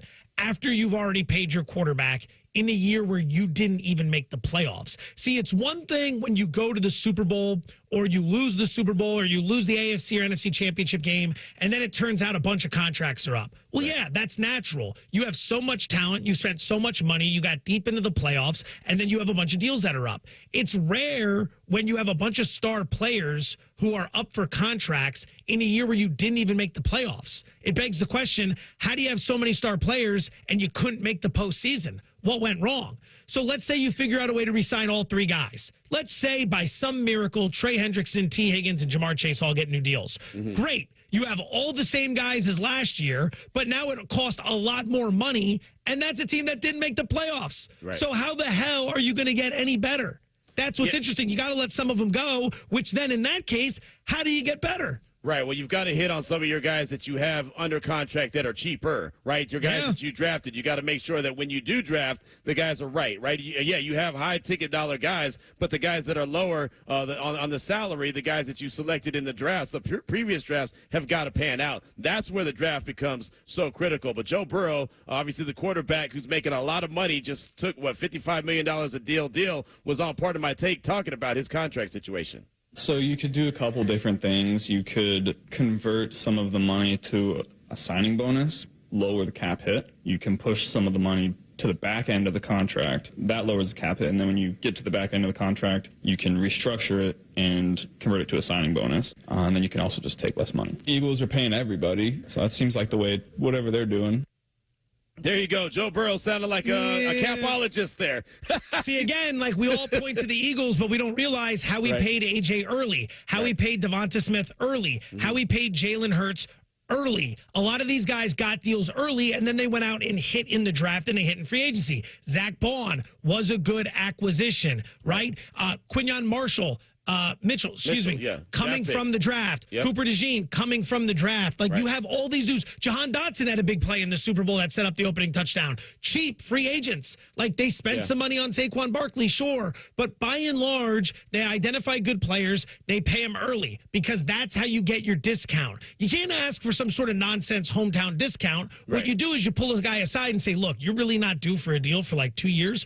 We're willing to do it now if you take a little bit less, but you can get paid more now. And they say yes. And that helps the Eagles down the line. Howie's always thinking 3, 5, 7 years down the line. Teams like the Bengals and the Cowboys just sit back and think, we're going to make this guy wait. We're going to make this guy wait. We're going to make him sweat it out. And all they end up doing is paying top of the market premiums and getting no edge on the competition. And to the Bengals' point, I mean, they just about made the playoffs. Even though they started out slow, they did not look like a very good team. I mean, they're right there in the hunt at the end. So I guess if you're them, and again, this is just me trying to think from their point of view, trying to play devil's advocate, you feel like if you can get your guys, and that's a huge if you can get your guys under contract and hit on some of these guys in the draft to make the defense better, to make the O-line, that's critical as well. They got to be able to protect Joe Burrow. Get those guys in line and get a running back in a draft that's a very deep running back draft. Maybe you have an opportunity to at least compete in a very competitive division. You have to spend a lot of money to keep Jamar Chase. It's going to cost, $38-40 million a year? Highest paid wide receiver in the league, most likely. So here we go. Highest paid wide receiver in the league. Yep. That means T. Higgins is probably gone.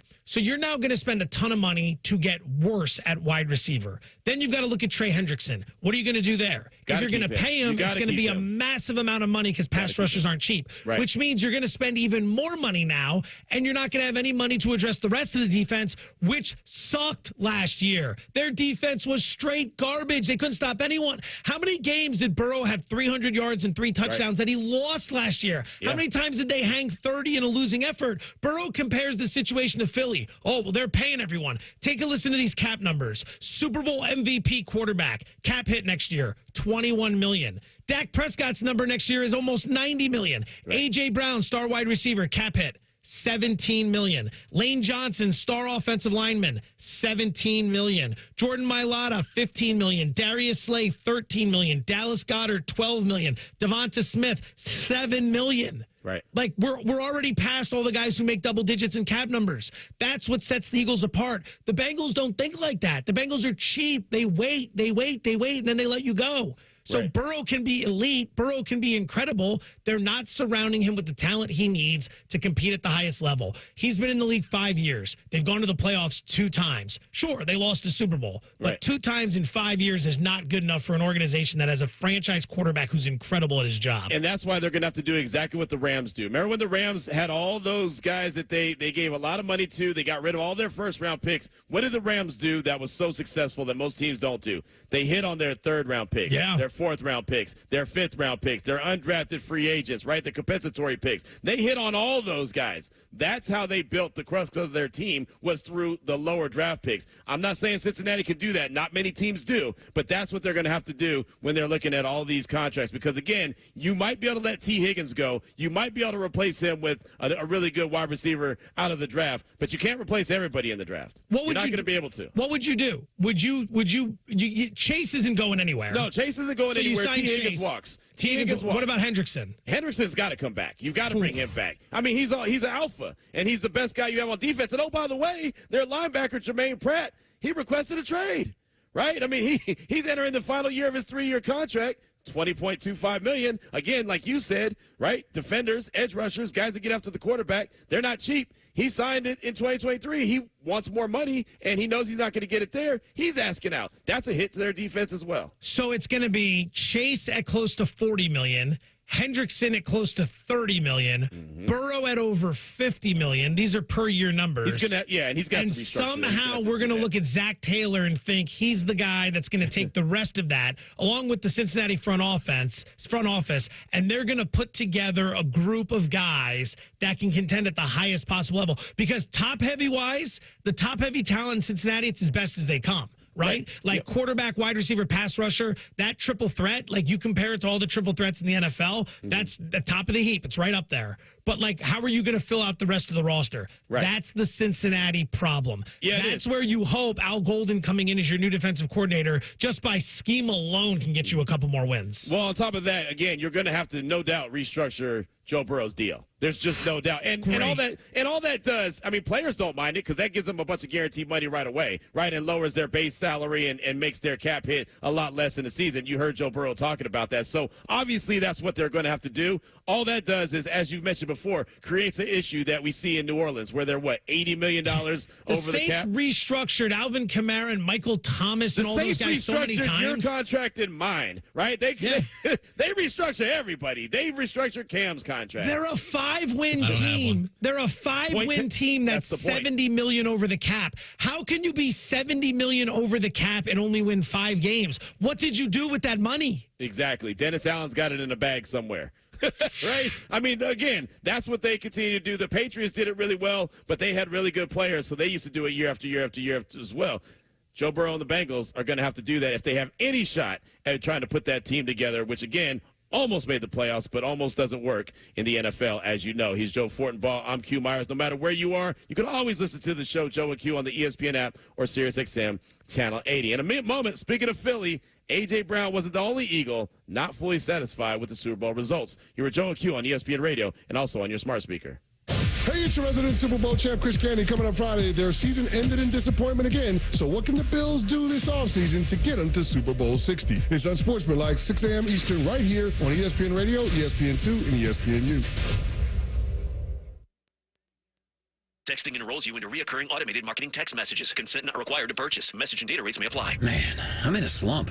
My energy took a nosedive out of nowhere, and I just don't have the motivation to get things done. You're over 40. Could be lower testosterone. Have you tried Nugenix Total T? Nugenix, the testosterone booster on TV? That's right. Look, I felt the same plunge in my energy after I turned 40, so I tried out Nugenix to see if it would help me. Did Nugenix make a difference for you? Night and day. My stamina's way up now. I'm building lean muscle at the gym. I'm totally back on my game. And you could be too. Just send a text to Nugenix. They'll send you a complimentary bottle so you can try it for yourself. Text CUT to 321-321 right now for your complimentary bottle of Nugenix Total T. It's the #1 selling testosterone boosting brand at GNC and Walmart. Do it now and they'll also send you a bottle of Nugenix Thermo X, their newest, most powerful fat burner ever, absolutely free. Text CUT to 321-321. That's CUT to 321-321. These statements have not been evaluated by the FDA. This product is not intended to diagnose, treat, cure, or prevent any disease. Coming up in the Thursday afternoon cool edition of Freddie and Harry with me and Harry Douglas. Joe Burrow sent a message to his Bengals to pay people. Are they the most interesting team that has the most questions in the offseason? It's Freddie and Harry, always a winner at 3 p.m. Eastern Time on ESPN Radio and the ESPN app. The Bible says, rejoice and be glad, for your name is written in heaven. I'll guarantee you that right now, your name is not there. Oh, Fun Bomb. Weekdays at 3 Eastern on the ESPN app and the SEC Network. This Friday, Captain America arrives. Sam, the world needs heroes. Here I am. Get tickets now for the first Marvel movie event of the year. Let's go! With Anthony Mackie. I'm going in. Giancarlo Esposito. Stand by for proof of that. And Harrison Ford. I'll show the world I've changed. You want me? Come and get me! Captain America, Brave New World. See it in IMAX this Friday. Get tickets now. Rated PG-13. This film may be inappropriate for children under 13. Kevin, Canty, and Michelle are unsportsmanlike. You wear toe shoes to work out? I have a pair of those. Aren't your toes too big for that? I have a pair of toe shoes that I wear. That is the single most surprising thing you've ever said on this show. So I got a little home gym set up, and in my home gym, I put on the toe shoes. I don't believe it. What size shoe do you wear? I don't believe it. 15. So they're size 15 toe shoes. Yeah. Unsportsmanlike. Weekday morning starting at 6 Eastern on ESPN Radio and on ESPN2. I'm telling you, the ACC is special. For all the traditions and new additions. Cooper flying high. For all the iconic. Watch this to Carter. Watch the explosion. And electric. Hits another. Oh, my goodness. Come for it all. ACC Men's College Basketball. All season long on ACCN. Hey, I'm Greg McElroy, former Alabama quarterback and host of Always College Football from Omaha Productions. 5 days a week, I'll be taking a deep dive into the world of college football with some of the biggest names on and off the field. And off seasons here are a thing of the past. Always College Football goes year-round with analysis, opinions, and insight from the top teams from coast to coast. Always College Football with Greg McElroy. Available where you get your podcast. Good luck dealing with this team when they get repetition and right. These guys, when they compete at a high level, it's going to be fun. In a Sunday Showcase doubleheader presented by Popeyes. Next Saturday and next Sunday on ABC.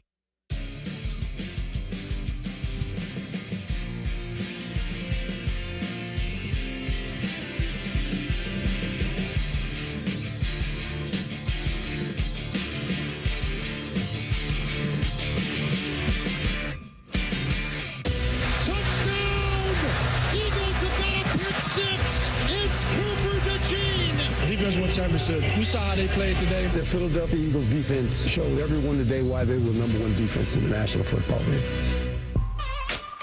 That Philadelphia Eagles defense was suffocating in Super Bowl 59. Don't believe me? Ask Patrick Mahomes. He was running for his life, sacked 6 times, no blitz, 43 dropbacks, never got blitzed.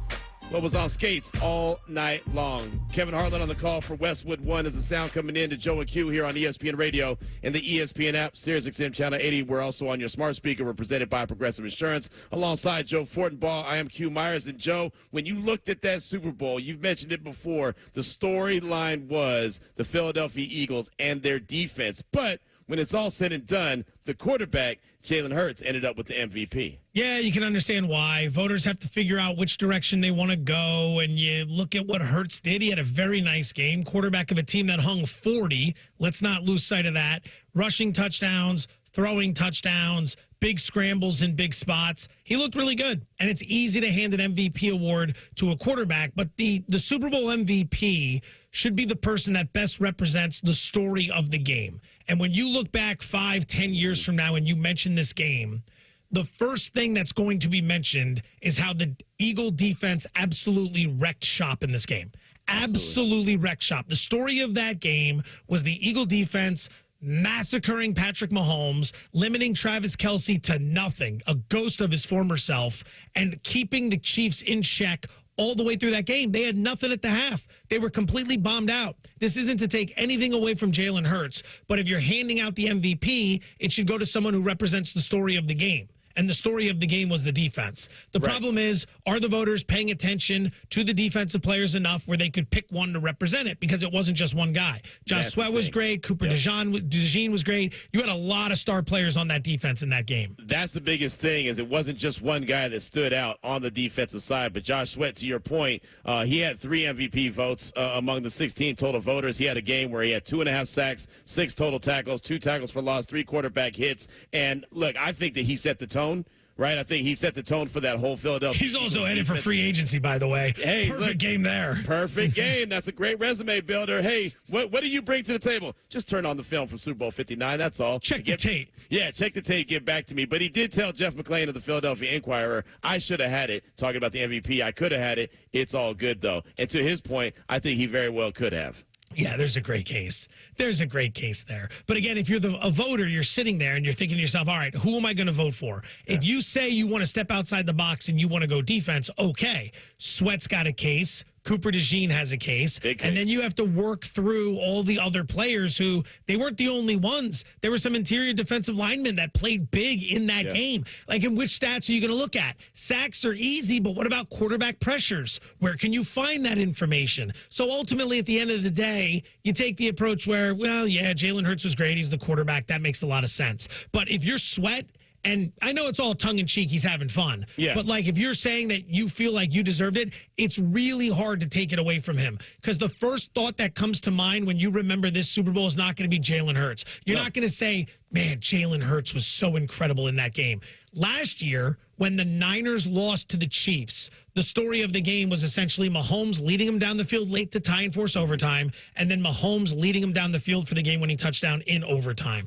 Quarterback performances throughout history, you can think about what these guys did in these games. Like, did Eli Manning win it both times? He won 2. Like, you look at those Super Bowls, the Giant defense, there's a case to be made there, but Eli made some extraordinary plays. Big throws. Manningham is just one that comes to mind. Plaxico's one that comes to mind. David Tyree, naturally. But, you know, the story of this game was not Jalen Hurts. The story was the Eagle defense. There's no doubt about it. And, again, that was from the jump. It wasn't like it was, you know, in the second half, all of a sudden the defense came alive and made life miserable for Patrick Mahomes. It was start to finish. And that's why on Monday on this show you said, well, hell, you could say Vic Fangio was actually the MVP because he was the orchestrator behind the whole defense, and we can give it to him, but obviously you can't give it to a coach. But that defense was just dominating. I would have liked to have seen a defensive guy get it, even if it was Cooper DeJean for the pick 6, because many people believed at that moment when he had that pick 6, it was game, set, match. And it very well could have been, right? I mean, obviously, the Chiefs scored more points later on, and they made it look a little bit closer, 40-22. It was all cosmetic. It was a cosmetic game. Yes. Andy Reid calling that third timeout so he got one last touchdown in there. Andy Reid, by the way, his career Super Bowl point differential is negative. Patrick Mahomes, his career Super Bowl point differential is negative. Keep that in mind. Those glamour numbers late were meant to build that up so that people won't point out the fact that they're actually outscored by more in the Super Bowl than they outscored the competition. I feel like we're embarking upon an era where we're going to need a little bit, I don't want to say overhaul, but we're going to need to start tweaking some of this awards process. This awards process is flawed, all right? Each year, here's problem number 1. Every year we hand out an MVP award. It's a regular season award, fine. It goes to a quarterback, fine. But then we hand out an award called best offensive player? Offensive player of the year? Offensive player of the year. Right. Why is that not the MVP? If you're the MVP, why aren't you also winning offensive player of the year? Well, because, you know, we kind of wanted to create an award that was for someone who wasn't the quarterback because the quarterback wins the MVP. Okay, that's a problem right there. It should be the MVP. It should be the most valuable quarterback. Just do that. The most valuable quarterback award, and then you can give the MVP of the league. Just do most outstanding player. Change the name. The problem is the word value. Everyone gets caught up in value, and that's what they named it. So that's the definition. But that's why we have these problems. There was the big fight about Josh Allen versus Lamar Jackson, and Allen's value to his team was greater than Jackson's value to his team, which is why you should vote for Allen. Allen does not have the resources around him that Jackson has. Therefore, Allen's more valuable. But if you called it most outstanding player, Jackson's going to win it, and we can take care of that. But now we get to the Super Bowl. Hurts probably isn't your MVP, but, like, do we want to hand out a defensive MVP and an offensive MVP? Right. Do we want to include the playoffs in the MVP race? Comeback player of the year, don't get me started on that. That award's a joke. That's a terrible award. That's a terrible congratulations to Joe Burrow for coming back from a wrist injury, a true inspiration to the entire world, whereas Damar Hamlin 2 years in a row doesn't win this award. Right. How do you miss on Damar Hamlin 2 years in a row if you're a voter? The fact that Flacco beat Damar Hamlin after 5 games. And I know Damar Hamlin had actually started this year. Last year he did not. You should have given it to him one of the 2 years when Flacco comes in for 6 games at the end, plays well. What was he coming back from? Being old and slow? Right. Damar Hamlin on the couch, died on the field. On the couch, exactly. If you don't want to give it to him because he didn't play, fine, then give it to him this year. Joe Burrow already won the award 3 years ago. But the thing is, it's also not outstanding comeback player. No. Like, Hamlin doesn't need to be a Pro Bowler. It's just a comeback as player. well. You're just coming back. That's all it is. You overcame Who's adversity. coming back? Same thing with Teddy Bruschi. Came back from a stroke. Eric Berry came back from cancer. Like, those are what this award is made for, not just some guy who had a wrist injury. Remember when Ryan Tannehill won it? Right. All he was coming back from was from not being good. Right, exactly. That was the same thing with Geno Smith. Right. Oh, Geno. Sam Darnold was up for it this year. Yeah, exactly. Like, the comeback player of the award is the inspiration. Like, yes. I tongue-in-cheek, Burrow, I know. He hurt his wrist. Great. But there was a guy who died and then came back. Right. There's only one other story about a guy dying and coming back. And, that was a couple thousand years ago, and people take that very seriously, right? Fact. So, here's a situation in the NFL. Compared Damar Hamlin to Jesus. I did not. No, I did not. He didn't say Jesus. If you say Jesus, that's you saying Jesus. Right, It's context clues, You're right, okay? it was me. Context clues. Point is, that guy couldn't win the award in 2 chances at it, but, we have these awards need to be retooled. They need to be retooled. There's no doubt about that. He's Joe Fortenbaugh. I'm Q Myers. Coming up, I feel like I'm going to get an email about that one. Overhyped player. It's Joe and Q on ESPN Radio and the ESPN app. Switching to Progressive is a game-winning call. And that reminds us of other game-winning calls in the history of sports. So it was the fourth quarter and we're down by 5. Sweat pouring down my face. Suddenly it hit me. If only I could wrap part of the towel around my forehead. And that's how I became the first basketball player to wear a headband. Okay, not really a game-winning call, but it was a good call. You can make one too. Switch to Progressive and you could save hundreds. Progressive Casualty Insurance Company and affiliates, not available in all states.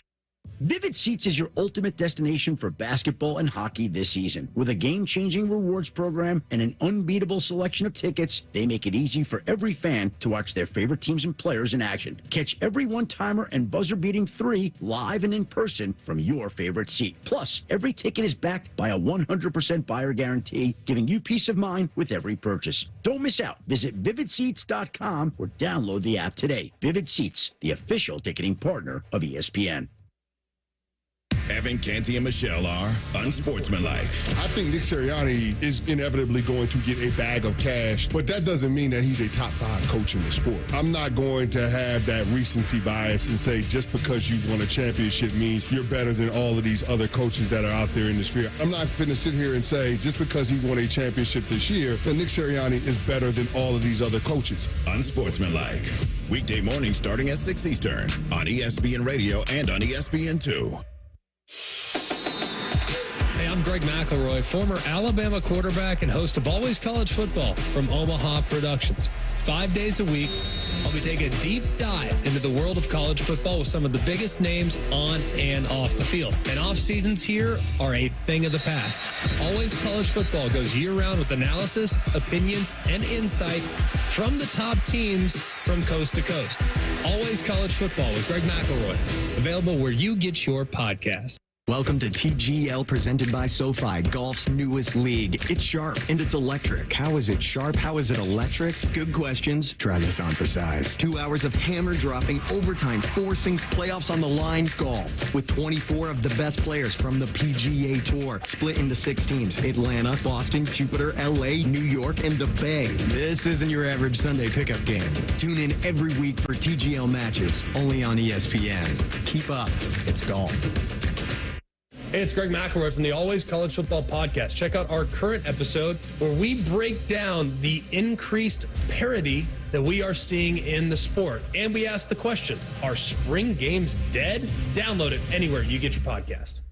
Buckle up and get ready for all the heart. College basketball better than ever. This is must-watch television and all the love. The most electrifying players in the nation for all the moments. My goodness, a show-stopping highlight. And all we are. Come for it all. ACC Women's College Basketball. All season long on ACCN. Coming up in the Thursday afternoon cool edition of Freddie and Harry with me and Harry Douglas. Joe Burrow sent a message to his Bengals to pay people. Are they the most interesting team that has the most questions in the offseason? It's Freddie and Harry, always a winner at 3 p.m. Eastern time on ESPN Radio and the ESPN app. Good luck dealing with this team when they get repetition and right. These guys, when they compete at a high level, it's going to be fun. In a Sunday Showcase doubleheader presented by Popeyes. Next Saturday and next Sunday on ABC.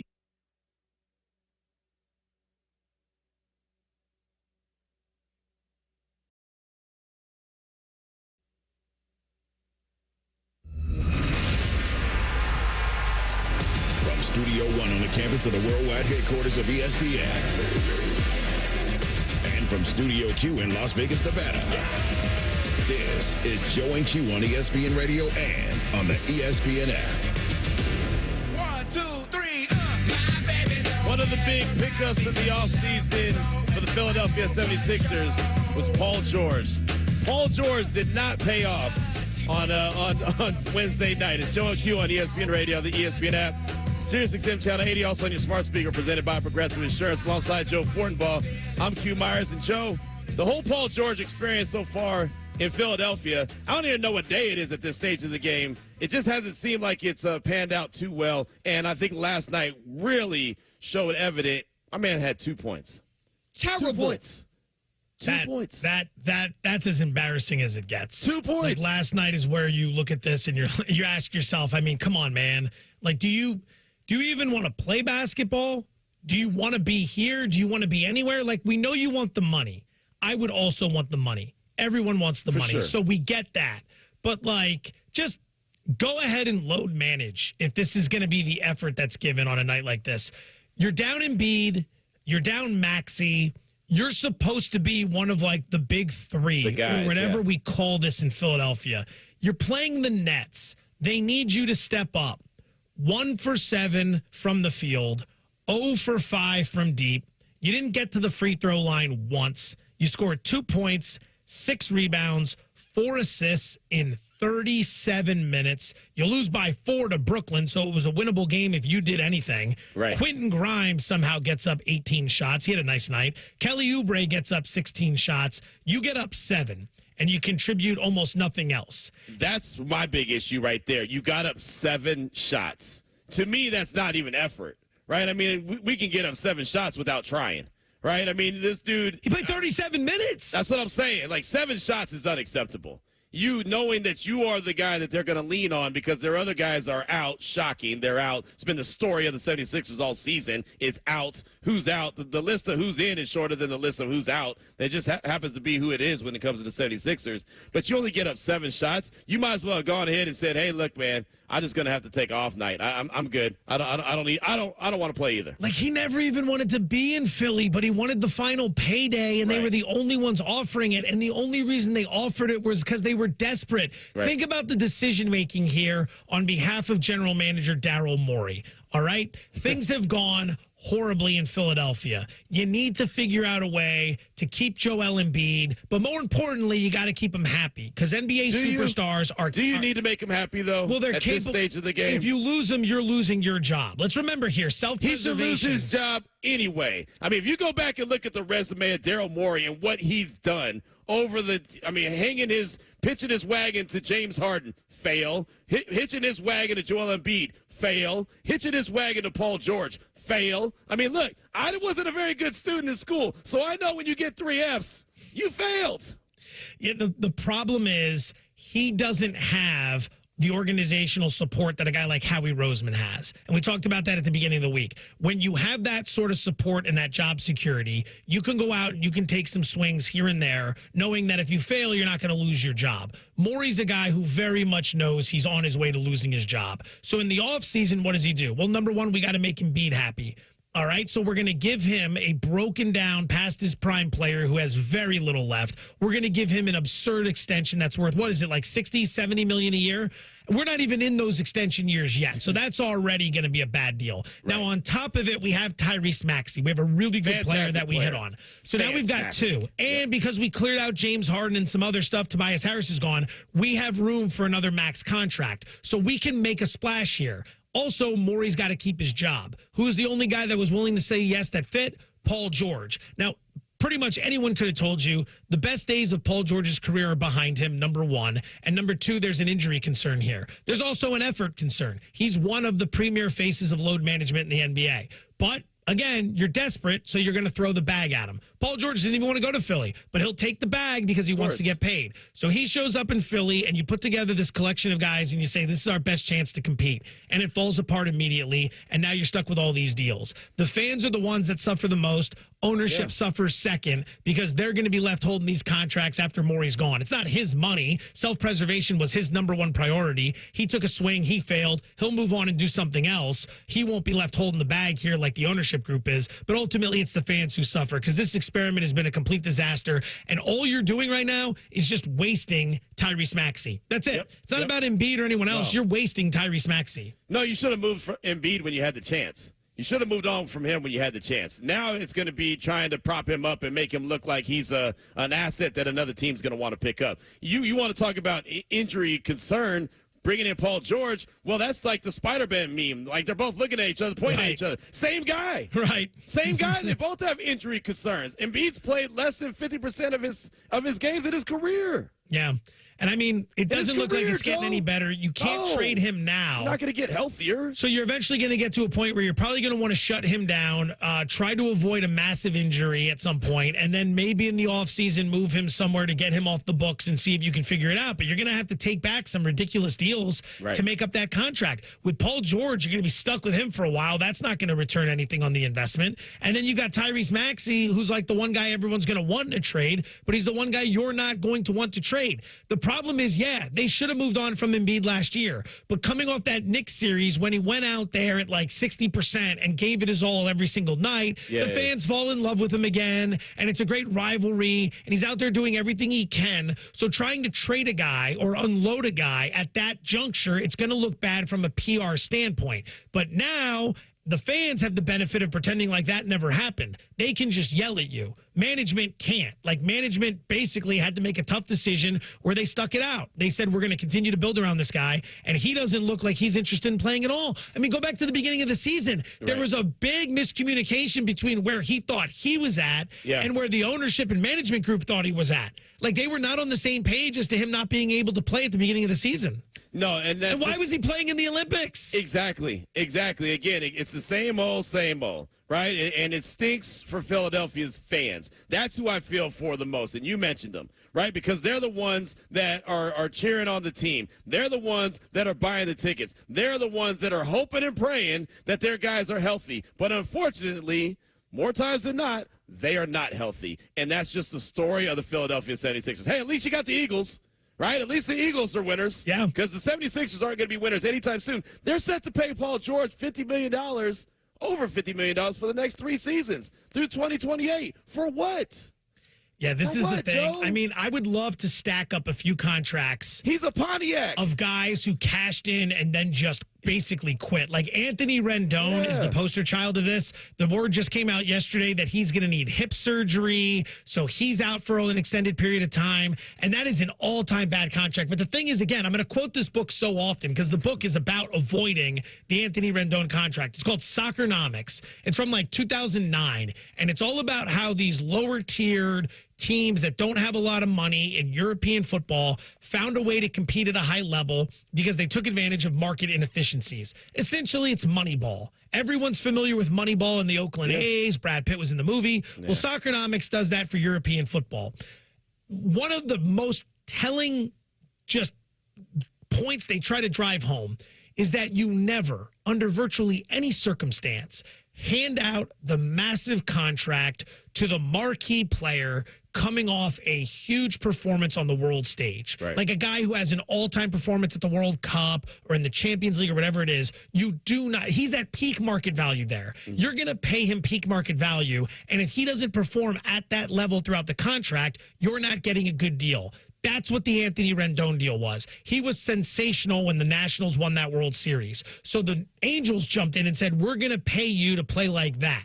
The thing is, Rendon basically could have told you, like everyone else, I don't normally play like that. That was an outlier. You're going to pay me big money to do something I can't do that's not sustainable. The Angels are like, we're fine with that. Don't you know how we do things? We do things bad all the time. Right. So then he signs that deal, and now he doesn't even want to play, or he's always hurt, or he's not interested, and it's a terrible contract. Right. absolutely terrible. And you could see that coming from a mile away if you've studied any of this stuff for 15 seconds over the last 15 years. But they didn't get it. And that's what anyone in Philadelphia could have pretty much told you about the Paul George deal. Anyone who's watched Paul George's career, there have been great moments, but there have been a lot of injuries, and he's past his prime. Indiana was great Paul George. Yes. Right? When they were battling with Miami, LeBron and company, when Lance Stevenson was blowing in LeBron's ear, like that was peak Paul George. That's when he looked like, and I thought, hey, this is the next guy. He's going to be the next dude. He's about to take off. Then he had that terrible injury preparing for the Olympics. I mean, that was bad. And, well, it just hasn't been the same really since. He had a great run the year that the Clippers lost to the Phoenix Suns in the Western Conference Finals. I think Kawhi got hurt and playoff P showed up. Yeah. And he was really good. Right. And the thing is, that's what makes you believe like he's one of the premier talents in the league. Like he's but then the regular season starts, and it's like he's going to miss a bunch of games. He's going to be disinterested in some of the games he plays. He's going to load manage a few games. And then like a playoff year will come and go where not much happens. And ultimately, like the years will fly by and you'll think, all right, there's some great memories here, but there's also a lot of evidence of a guy who doesn't play at a very high level. And I don't blame him at all for taking the money and going to Philly. No, any one of us would have done it. Exactly. It's if they're a going to lottery offer ticket. it, take it. They're going to offer it, go ahead and take it. But when you're Philadelphia, when you're Daryl Morey and company, you have to be wondering, what in the hell are you really doing? And again, Daryl Morey has a whole resume of making a lot of bad decisions. You can go back to H-Town and talk about some of the bad decisions he made there. So, again, when he says that he's trying to save his job, yeah, of course he's trying to save his job, but more than likely, he probably shouldn't have his job to begin with. The fact that this entire, and Pat just reminded me of it, the trust the process, the fact that whole era is going to end with 0 trips to the conference finals. Not 0 trips to the finals, not 0 rings. 0 trips to the conference finals. Something that like 2/3 of the league has done in that time. The fact that that's going to end without a single trip to the conference finals, just appalling. They're the Cowboys. The process never processed. It's that simple. The process never processed. He's Joe Fortenbaugh. I'm Q Myers. It's Joe and Q on ESPN Radio. Coming up, Paul George wasn't the only massively overhyped player not to pan out recently. That's after this word from Vivid Seats. Yes. Oh, is this you on Vivid Seats? Go ahead, go rock Look with at it. us. Vivid Seats is your ultimate destination for basketball and hockey this season. With a game-changing rewards program and an unbeatable selection of tickets, they make it easy for every fan to watch their favorite teams and players in action. Catch every one-timer and buzzer-beating 3 live and in person from your favorite seat. Plus, every ticket is backed by a 100% buyer guarantee, giving you peace of mind with every purchase. Don't miss out. Visit vividseats.com or download the app today. Vivid Seats, the official ticketing partner of ESPN. The 1968 Olympics in Mexico City, Tommy Smith and John Carlos took the medal stand with a purpose after claiming gold and bronze, respectively, in the 200-meter dash. During the national anthem, they bowed their heads and raised gloved fists to symbolize black power and transcendent protest against racial discrimination in the United States. The moment marked, quote, a cry for freedom and for human rights, Smith once said. He went on to say, quote, we had to be seen because we couldn't be heard. Honoring Black History Month on ESPN Radio.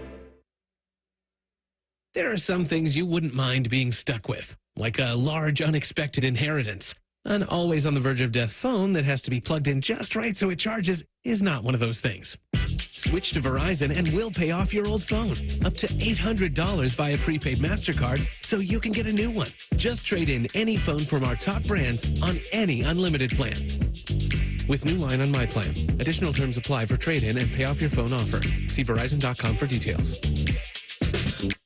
Dell Technologies is celebrating with anniversary savings on their most popular tech. For a limited time only, save on select next-gen PCs like the XPS 16, powered by Intel Core Ultra processors and more. Plus, curate your dream setup with great deals on select monitors, mice, and more must-have electronics and accessories. When you shop online at Dell.com/deals, you'll have access to leading-edge technology to match your forward-thinking spirit and free shipping on everything. Again, that's Dell.com/deals. Evan, Canty, and Michelle are unsportsmanlike. The Dallas Cowboys need to trade Micah Parsons. They have to start taking culture seriously. You don't get closer to winning a championship by getting rid of those players, typically. But when you got somebody that has been as vocal as he has, you have to send a message to the rest of the players that this is not something that's going to be tolerated. Unsportsmanlike. Weekday mornings starting at 6 Eastern on ESPN Radio and on ESPN2. Hey, I'm Greg McElroy, former Alabama quarterback and host of Always College Football from Omaha Productions. 5 days a week, I'll be taking a deep dive into the world of college football with some of the biggest names on and off the field. And off seasons here are a thing of the past. Always College Football goes year-round with analysis, opinions, and insight from the top teams from coast to coast. Always College Football with Greg McElroy. Available where you get your podcast. Good luck dealing with this team when they get repetition and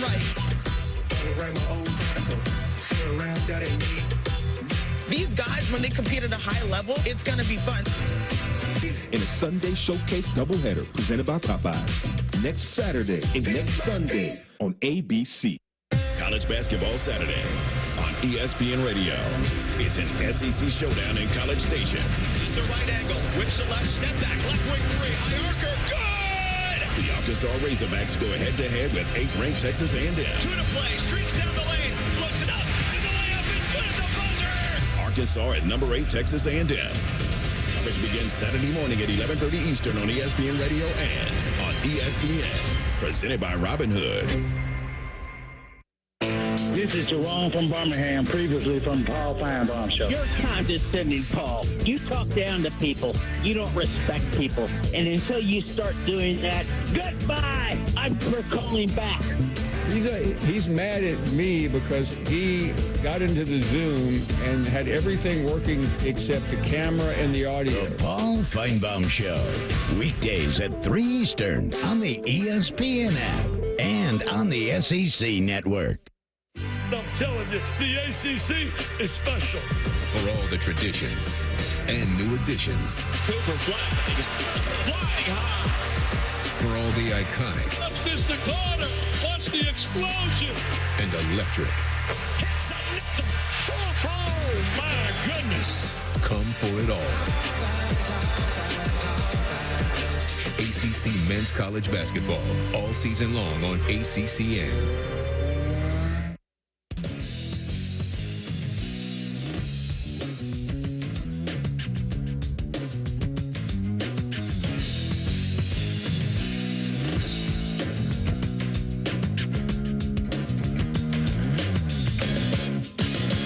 Officially official. The Jets are moving on from Aaron Rodgers. This is all about the culture, right? And redefining what that culture is going to look like in that locker room moving forward with Aaron Glenn. I think it's the right move because you have a new coach and a new GM, and you want to cleanse, per se, the culture of the locker room that existed there. It is officially official when it comes to Aaron Rodgers and the New York Jets. He will be no longer. It's Joe and Q on ESPN Radio and the ESPN app. Sirius XM Channel 80. We're also on your smart speaker. We're presented by Progressive Insurance alongside Joe Fortenbaugh. I'm Q Myers. Join us now to talk all things Aaron Rodgers and then some is our guy Alan Hahn from Don Hahn and Rosenberg on 880 ESPN New York. And Alan, thanks so much for your time. We appreciate you. We knew that the Aaron Rodgers era was coming to an end. We heard about that on Sunday. It became official today. How would you kind of summarize what you saw when it was Aaron Rodgers and the Jets in the, 2 short years? The first thing I'll summarize is the phrase moving in a different direction at quarterback has become almost like a tradition here in New York when it comes to the Jets. So, pardon me if I don't flinch at this one, but I always say that first off season when they were on Hard Knocks, the Shriver coming in on the helicopter, meeting him, and Rodgers, talking about the lonely Lombardi and all the stuff that he was saying was so perfect. Like, he was perfect. It was Camelot. And then the season began, and 4 plays in, Lucy pulled the football away, and Charlie Brown fell on his back, and that's just been the existence of a Jets fan. And after that, it just never really was the same. And so it's unfortunate. It should have been wonderful, and instead it, ended up being just another disaster in this franchise's history, and here we go again, looking for the next savior. So what do you think the move is going to be? Sitting at 7, Cam Ward, Shedeur Sanders, who knows if either would be available, maybe potentially a trade-up. Do you see it as a draft solution or a free agency solution? I'm going to, is it okay, Joe, if I say yes?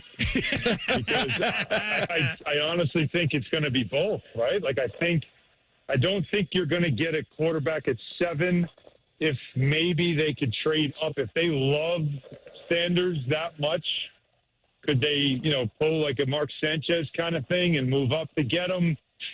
That remains to be seen. This is a new front office. We don't know how they're going to operate. I don't know how Darren Muji is going to be. Is he an aggressive GM? Is he a passive GM? Is he a big believer in developing and draft? Is he a big believer in, putting together the best possible talent and spending the money of your owners? We're all going to learn.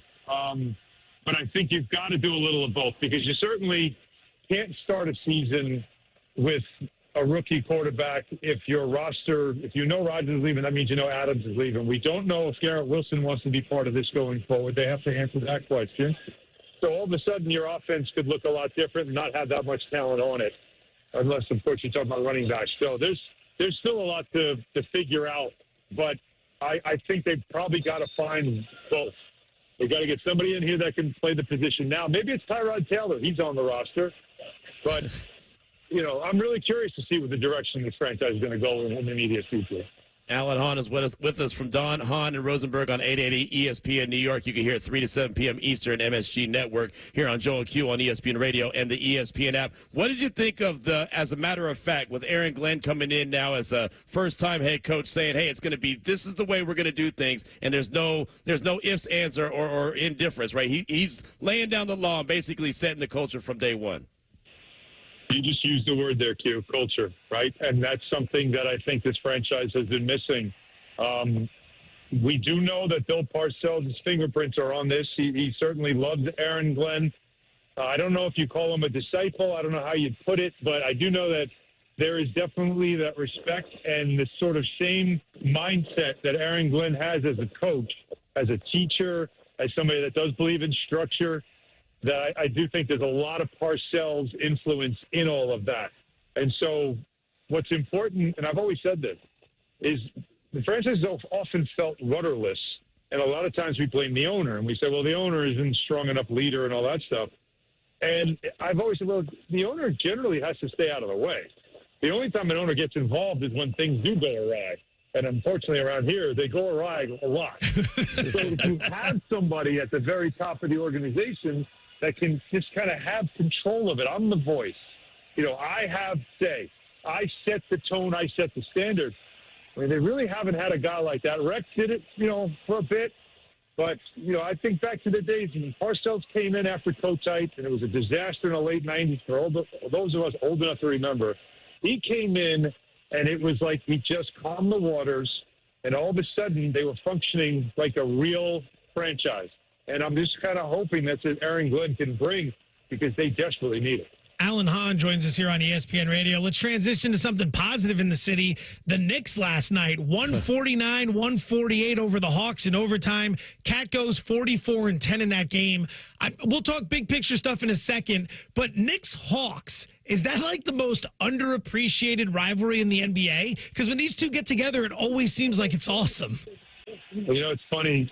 First of all, defense optional last night. We all know it's like the last day of school before vacation. So, no one wanted to really give too much on the defensive end. So we had 297 points scored in a basketball game. What's funny is that the crowd gets on Trey. The Knicks players don't hate him. It's not really personal when it comes to the players. I come from the old days of the, Knicks Bulls or Knicks Pacers and Knicks Heat. That was personal. I mean, you had Larry Johnson and Alonzo Mourning with throwing punches. That was real. This is really more crowd versus a guy that they have just decided we don't like you. And even Trey sometimes is like, okay, okay, you hate me, I guess. So it does have a little extra juice in it. That game, though, was literally all about it being – Tom Thibodeau said before the game, he said, the thing you can't do is go on break before the break. You got to make sure you finish the game. And the Knicks went up 18 and almost gave it away, mainly because they just – the defense was not there. But Jalen Brunson, as always, guys, it saves the day. You talk about somebody that, again, a city that's been waiting a long time. We talked to my quarterback. the city's been waiting a long time for a point guard like this.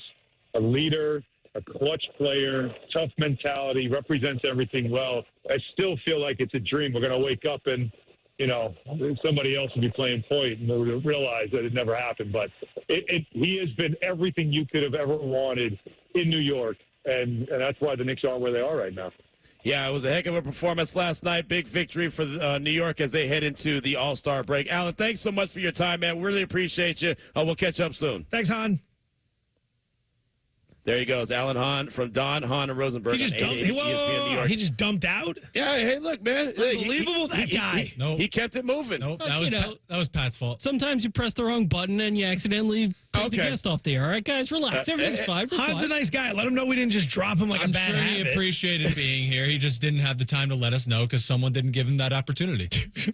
Don, Hahn, and Rosenberg. You can find on 880 ESPN New York from 3 to 7 p.m. Eastern on MSG Network, and, of course, with us here on Joe and Q. He's Joe Fortenbaugh. I'm Q Myers. Straight ahead, Myles Garrett's trade request opening eyes around the league. Keep it locked on Joe and Q on ESPN Radio on Sirius XM Channel 80. Hey, it's your resident Super Bowl champ, Chris Candy, coming up Friday. I'll tell you what the Packers need to do to surpass the Lions and Vikings in the NFC North. It's unsportsmanlike, 6 a.m. Eastern, right here on ESPN Radio, ESPN2, and ESPNU. This Friday, Captain America arrives. Saying the world needs heroes. Here I am. Get tickets now for the first Marvel movie event of the year. Let's go! With Anthony Mackie. I'm going in. Giancarlo Esposito. Stand by for proof of that. And Harrison Ford. I'll show the world I've changed. You want me? Come and get me! Captain America Brave New World. See it in IMAX this Friday. Get tickets now. Rated PG-13. This film may be inappropriate for children under 13. The 74th NBA All-Star Game on ESPN Radio. Behind the back dribble into the lane. Puts it down with a right-hand flush. It's an all-new format. 3 All-Star teams of 8 players each, along with the winner of the Rising Stars game, battling it out for All-Star Game supremacy. The 74th NBA All-Star Game. Coverage begins Sunday at 7 Eastern with tip-off of Game 1 at 8:20 Eastern on ESPN Radio and on the ESPN app. Presented by Indeed. Evan, Canty, and Michelle are unsportsmanlike. Warren Moon literally comes up to me, and he moons me while I'm on with Wildy and Tausch. I'm sorry, what? He mooned me while I was doing a Zoom with Wildy and Tausch. Hold on. Bare butt? No. He had suit pants on, but I mean, he came over and he mooned me. It happened. Unsportsmanlike. Weekday morning starting at 6 Eastern on ESPN Radio and on ESPN2. Buckle up and get ready for all the heart. College basketball better than ever. This is must-watch television and all the love. The most electrifying players in the nation for all the moments. My goodness, a show-stopping highlight. And all we are. Come for it all. ACC Women's College Basketball. All season long on ACCN. The county just requested more electric charging stations. Orders have really amped up at Able Electric. We need 3 more at First and Main, and we just got another hotel chain. It's no shock. Able Electric needs able electricians. Grocery store wants charging stations, too. And fast. I need Indeed. Indeed you do. Put our matching platform to work so you can spend less time searching and more time connecting with talented candidates. Visit Indeed.com/credit and get $75 towards your first sponsored job. Terms and conditions apply. Whoa, it's you, the Capital One Bank guy. That's what they call me. Mind if I get a selfie? Yeah, sure thing. Say no fees or minimums on your Capital One checking account. Wow, that's a keeper. So, where are you heading? I'm off to spread the good news that Capital One helps people keep more money in their wallet with no overdraft fees. Oh, you're the best Capital One Bank guy. Hey, mind if I get a selfie? Sure. Say, Capital One, what's in your wallet? Terms apply. See CapitalOne.com/bank for details. Capital One N.A. member FDIC. There are some things you wouldn't mind being stuck with, like a large unexpected inheritance. An always on the verge of death phone that has to be plugged in just right so it charges is not one of those things. Switch to Verizon and we'll pay off your old phone. Up to $800 via prepaid MasterCard so you can get a new one. Just trade in any phone from our top brands on any unlimited plan. With new line on my plan. Additional terms apply for trade-in and pay off your phone offer. See Verizon.com for details.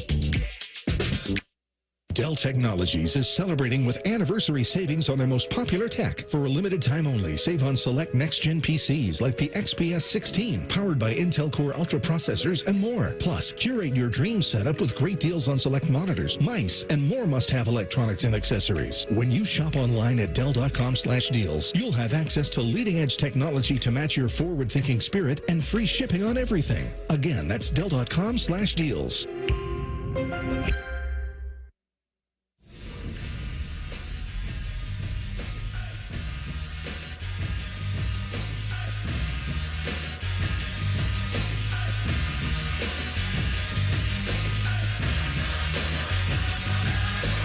This is SportsCenter.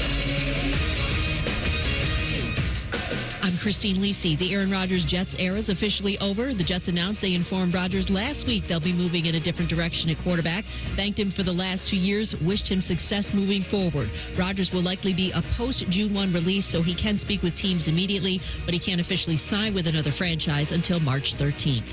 There will be no repeat of the NBA WNBA shootout at NBA All-Star Weekend. The league said the three-point contest between Golden State's Steph Curry and New York Liberty's Sabrina Ionescu won't be part of the lineup in San Francisco. The U.S. plays its first game in the NHL's Four Nations face-off tonight versus Finland, 8 Eastern ESPN. The United Soccer League confirmed plans to launch a Division I Men's Pro League in 2027, rivaling Major League Soccer and defined by the sanctioning standards of the U.S. Soccer Federation.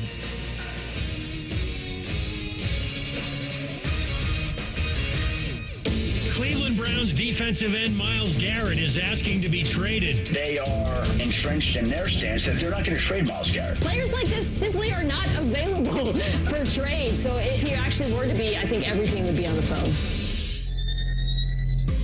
That was the word that we heard the very first day last week on Media Row in New Orleans. Oh, man, Myles Garrett wants out of Cleveland. Could he be joined by another edge rusher sooner rather than later? It's Joe and Q on ESPN Radio, the ESPN app, SiriusXM Channel 80. We're also on your smart speaker. We're presented by Progressive Insurance alongside Joe Fortenbaugh. I'm Q Myers. And, Joe, you know I'm here in Las Vegas. And I feel like every fan base has been trying to get Max Crosby out of Vegas and to join their team. Last year it was Detroit. We're hearing about Buffalo. We're hearing about Green Bay. We know that Myles Garrett has already requested out of Cleveland. I don't think there's any chance that Max Crosby leaves Las Vegas. But until you know for a fact, you really don't know. We know how these things go, and I've been shocked before. Pass rusher is a premium position. Yep. But after what we just watched in the Super Bowl, pass rushers have more leverage than ever before. Right? Like Myles Garrett wants out. If Max Crosby, I'm not saying he does, but if he wanted out, there are going to be teams that watched what the Eagles just did and say, so that's how you stop the greatest or second greatest quarterback of all time, depending on how you view it. Because that's how you blow him up. Tampa Bay did it a few years ago. It just happened with Philadelphia. People are going to start prioritizing pass rush a little bit more than they have. Well, and on top of that, Max Crosby has 2 years and $44 million left on his contract, right? It's not bad. No guaranteed money.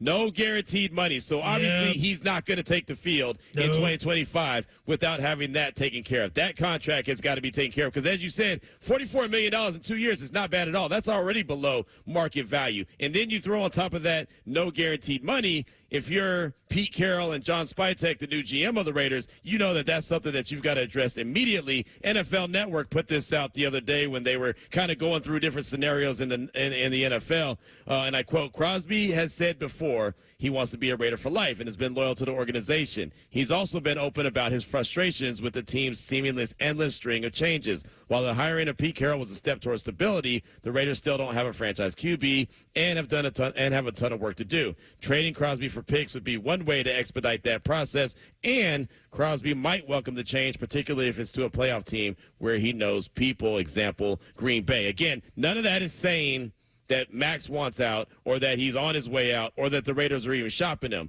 But it was just NFL Network's way of saying, well, maybe he would have been open to a change, especially since he doesn't have any guaranteed money right now currently on his deal. He's one of these dudes where if he played on a good team, more people would realize how awesome he is. Like, he only played 12 games this past year, so he had 7.5 sacks, but he had 27 sacks in the 2 seasons before that.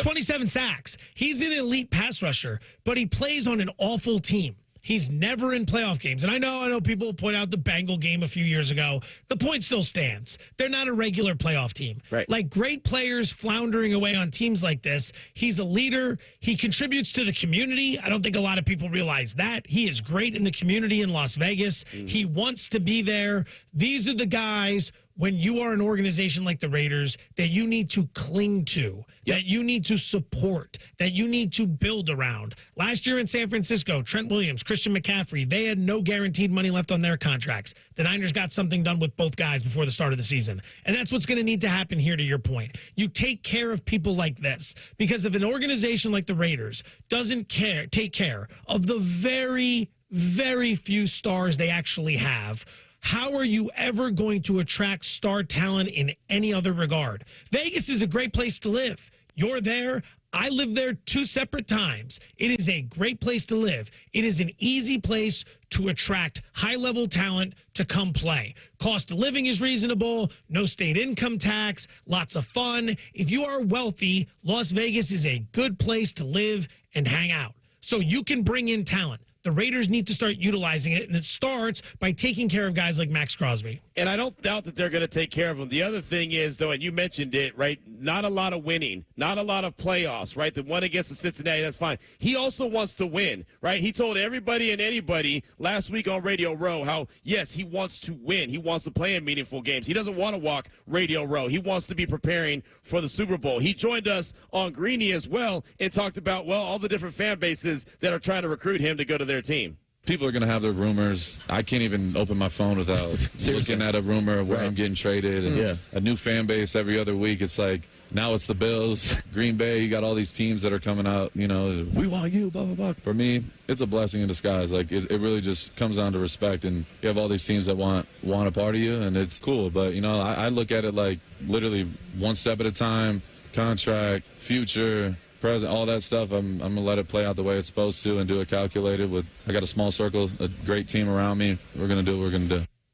Boom. Good there for it him. is. Contract, going to let it play out, you know, but the contract is there first and foremost, right? That's got to be taken care of. But as he's told us, he wants to hear the plan as well. All right, not only do I need to get my contract taken care of, but how is this continuous, you know, rotating door of head coaches and D-line coaches and D coordinator, how is that going to stop and they get back to playing serious big boy football? How is the town reacting to the Pete Carroll hiring, the Tom Brady experience, all that stuff? It truly is a new era in Raider football. How is Vegas responding to this? It's pretty excited right now, but it's also cautiously optimistic, right? Because there was excitement behind Antonio Pierce, right? He turned things around, right? They almost made the playoffs. There was excitement about making the playoffs under Rich Bisaccia, then getting a guy in Josh McDaniels who's a sharp offensive mind. He's going to take the next step, and that's after acquiring Devontae Adams. There's excitement about John Gruden 2.0. As you can see, there's been a lot of excitement, and there hasn't been a lot of payoff for that excitement. So it's a lot of cautious optimism when it comes to the new staff in place led by Tom Brady. Pete's at least a guy that can come in and, like, understands how to win. Like, he's going to win a room over. Because if you're sitting in that room and you're used to the losing ways that are the Las Vegas/Oakland Raiders, this guy's going to come in and just kind of shake his head. Be like, that's not me. Right. I won in Seattle. He's got a track history. Yeah, I won in pro. I won in college. I've been in multiple Super Bowls. I've won them. I've been to multiple championship games. I've won them. Like, I know how to get things done. I'm not telling you we're going to go win a Super Bowl, but we're going to be competent. Right? We're not going to be one of these teams that just doesn't understand what to do at the end of the half. We're not going to be one of these teams that routinely just doesn't show up. No plan. No idea how to move the football. Getting blown out. We're going to be a team that competes. At the very least, you're going to watch guys take the field trying to go after a win, trying to put forth their best effort. And they're going to make things difficult on the opposition. And once you do that, you can build. It's a place that can attract a lot of talent. The Max Crosby thing, though, back to the original point, these pass rushers, they got to be looking around right now because teams saw the Chiefs get absolutely dismantled. Like Patrick, I don't think people understand the extent to which Patrick Mahomes in Kansas City have had a reign of terror over the NFL. Talk to anybody in the AFC, Buffalo fans, Baltimore fans, Denver, Vegas, and the Charger fans, because they're in the division. Like, this guy has been just making your life hell for over half a decade now. And someone just showed you how to blow them up. Not someone who hit a game-winning field goal and just happened to have a better day. Someone that went in and punched them in the face, beat them into submission, and embarrassed them on the national stage while ending their dynasty. This is going to be a plan of attack that other GMs are going to start focusing on. Let's win the line of scrimmage. That's why everyone should be paying attention to the Chargers right now, because that's already Harbaugh's MO, is to build in the trenches and to be as tough as you can be with both lines. Well, yeah, you saw who his first pick was with the Chargers, right? Yep. Joe Alt, right? Making sure that he solidified that offensive line. But, you know, with that being said, Joe, we know how much the edge rushers are getting paid now, right? Max Crosby is on the lower end of an elite edge rusher type contract, right? 2 years left with $44 million. So my big question, and again, I do believe that the Raiders are going to do right by him and take care of him and give him that guaranteed money. My question is, how much is that? How much is that, right? What's that value to the organization, knowing that that's the one guy that you have that you feel real confident about? They got Christian Wilkins. They got him as a free agent last year, and he didn't make it through the whole season because he got injured. So you're expecting him to come back healthy. But is it going to get to a point where that money is too large for a team that doesn't feel like, you know what I mean? Like they're in that position. It's not just about, think of the investment, not just in the player, but in the messaging and the branding. Facts. Pittsburgh's always made it very clear. If you play ball the way we play ball, we'll take care of you. Now, you might not want to have to wait, but we've shown through history, Detroit Palomalus of the world and so forth, that if you play it our way, we will take care of you. But you have to play ball. And then on the back end, they take care of you. The Raiders need to start establishing that sort of message as well. And that's where you start with guys like Crosby. Hey, Max is everything we look for in a Raider. We're going to take care of him. If you're somebody that shows out and pretend and does what needs to be done to show that you're going to do everything you can to be a great Raider, then we're going to take care of you as well. The branding and the messaging are important in the payment as well. And that's why I think John Spytek, the new GM, is going to do that. He was in Tampa Bay, won that Super Bowl with Tom Brady. When what did they do to Patrick Mahomes? They got after him, kept him on skates. So he knows the value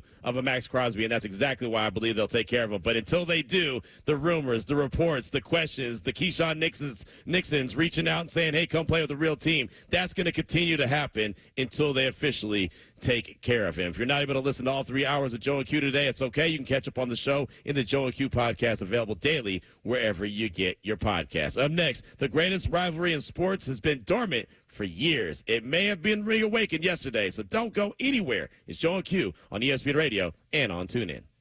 College Basketball Saturday on ESPN Radio. It's an SEC showdown in College Station. Step back, left wing three, high archer, good! The Arkansas Razorbacks go head-to-head with 8th-ranked Texas A&M. Coverage begins Saturday morning at 11:30 Eastern on ESPN Radio and on ESPN. Presented by Robinhood. We all hear the radio ads about the IRS. They tell you to be afraid, to be scared, and they try to frighten you into calling. I'm not here to do that. Tax Relief Advocates is different. TRA is here to tell you that if you owe money to the IRS, whether it's $5,000, $50,000, or $500,000, we have a solution. It doesn't matter if you're sitting in your car, at work, or with your kids. No matter where you are, call now. 800-575-6759. Don't lose hope. TRA can eliminate or reduce what you owe to the IRS. Generous programs are now available that can give you a fresh start. Our passion is taxes and helping individuals fix their IRS problems. We have over 1,000 5-star reviews on Google and an A+ with the Better Business Bureau. You don't need to be afraid of the IRS any longer. End your tax nightmare today by visiting us online at TRA.com or call 800-575-6759. That's 800-575-6759. Tax Relief Advocates. Real solutions for real people. Coming up in the Thursday afternoon cool edition of Freddie and Harry with me and Harry Douglas. Joe Burrow sent a message to his Bengals to pay people. Are they the most interesting team that has the most questions in the offseason? It's Freddie and Harry, always a winner, 3 p.m. Eastern time on ESPN Radio and the ESPN app. College Basketball Saturday on ESPN Radio. It's an SEC showdown in College Station. At the right angle, whips it left, step back, left wing three, high archer, good! The Arkansas Razorbacks go head-to-head with 8th-ranked Texas A&M. Two to play, streaks down the lane, floats it up, and the layup is good at the buzzer! Arkansas at number 8, Texas A&M. Coverage begins Saturday morning at 11:30 Eastern on ESPN Radio and on ESPN. Presented by Robinhood. To say that the Super Bowl has been affected, John from St. Louis wanted Nancy Sinatra. She was busy playing Marjan last night. Call the Fun Bomb. Weekdays at 3 Eastern on the ESPN app and the SEC Network. This Friday, Captain America arrives. Sam, the world needs heroes. Here I am. Get tickets now for the first Marvel movie event of the year. Let's go! With Anthony Mackie. I'm going in. Giancarlo Esposito. Stand by for proof of that. And Harrison Ford. I'll show the world I've changed. You want me? Come and get me! Captain America, Brave New World. See it in IMAX this Friday. Get tickets now. Rated PG-13. This film may be inappropriate for children under 13. Evan, Canty, and Michelle are unsportsmanlike. I totally appreciate being positive and believing in yourself and your teammates. I totally believe in speaking things into existence. But I also think that you cannot trust anything any of the Dallas Cowboys say. You feel like you're close to a team that just won a Super Bowl and a team that was just in the NFC Championship game. Tell me how you're close. Unsportsmanlike. Weekday morning starting at 6 Eastern on ESPN Radio and on ESPN2. Welcome to TGL, presented by SoFi, golf's newest league. It's sharp and it's electric. How is it sharp? How is it electric? Good questions. Try this on for size. 2 hours of hammer dropping, overtime, forcing, playoffs on the line, golf. With 24 of the best players from the PGA Tour. Split into 6 teams. Atlanta, Boston, Jupiter, LA, New York, and the Bay. This isn't your average Sunday pickup game. Tune in every week for TGL matches, only on ESPN. Keep up. It's golf. NBA All-Star Weekend on ESPN Radio. From the NBA Rising Stars tomorrow night. Pass to Thompson going to the rack, got fouled and slammed it. And Thompson to State Farm All-Star Saturday night. LeCourt goes high, grabs it, falls in reverse jams. To the 74th NBA All-Star Game on Sunday night. 3, bang, he got it. It's NBA All-Star Weekend. This weekend on ESPN Radio and on the ESPN app. Presented by Indeed.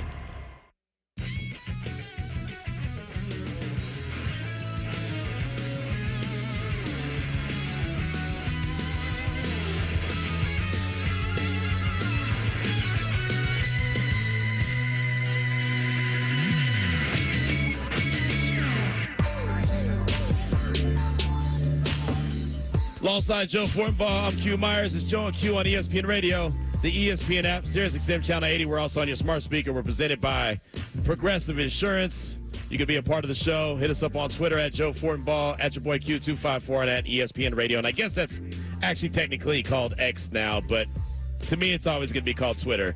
So here we are. Do you think there's going to be a point where we all just convert and we just refer to it as X? Because I've held out for a while, and I'm starting to kind of refer to it as X now. No, I think that's the first time I've ever referenced it as X. Oh, wow. So you're really late to this. Yeah, I'm way late. I like to be late to the party, man. That's how I roll, right? Okay. I like to be that dude that rolls in late. Yeah. No, I'm beyond fashionably late. I like to roll in when I know that, okay, everyone's already had their party. All I got to do is show up, shake hands, say what's up, have a few conversations, maybe throw back a couple beverages, and then boom, I'm out. I'm good. Why do you even go then? Because you just got to make that appearance, Joe. Nah, I'm getting too old. I'm old to you the don't point even like people. I'm so you done. Don't go to no parties. I'm done with the appearances. It's just I'm just living. Like, that's it. I'm just gonna live. All right. Well, that's all right. You get your live on. I'm gonna get my live on. We're gonna make it happen. We're gonna take a trip to Cam's Corner, though. How about that? It's not my party. It ain't your party. But we're gonna go to Cam's Corner. Cam, help us out here. Yep. Couple stories we're getting to that we have not talked about yet today. Joe, the Red Sox signed Alex Bregman to a 3-year, $120 million free agent deal.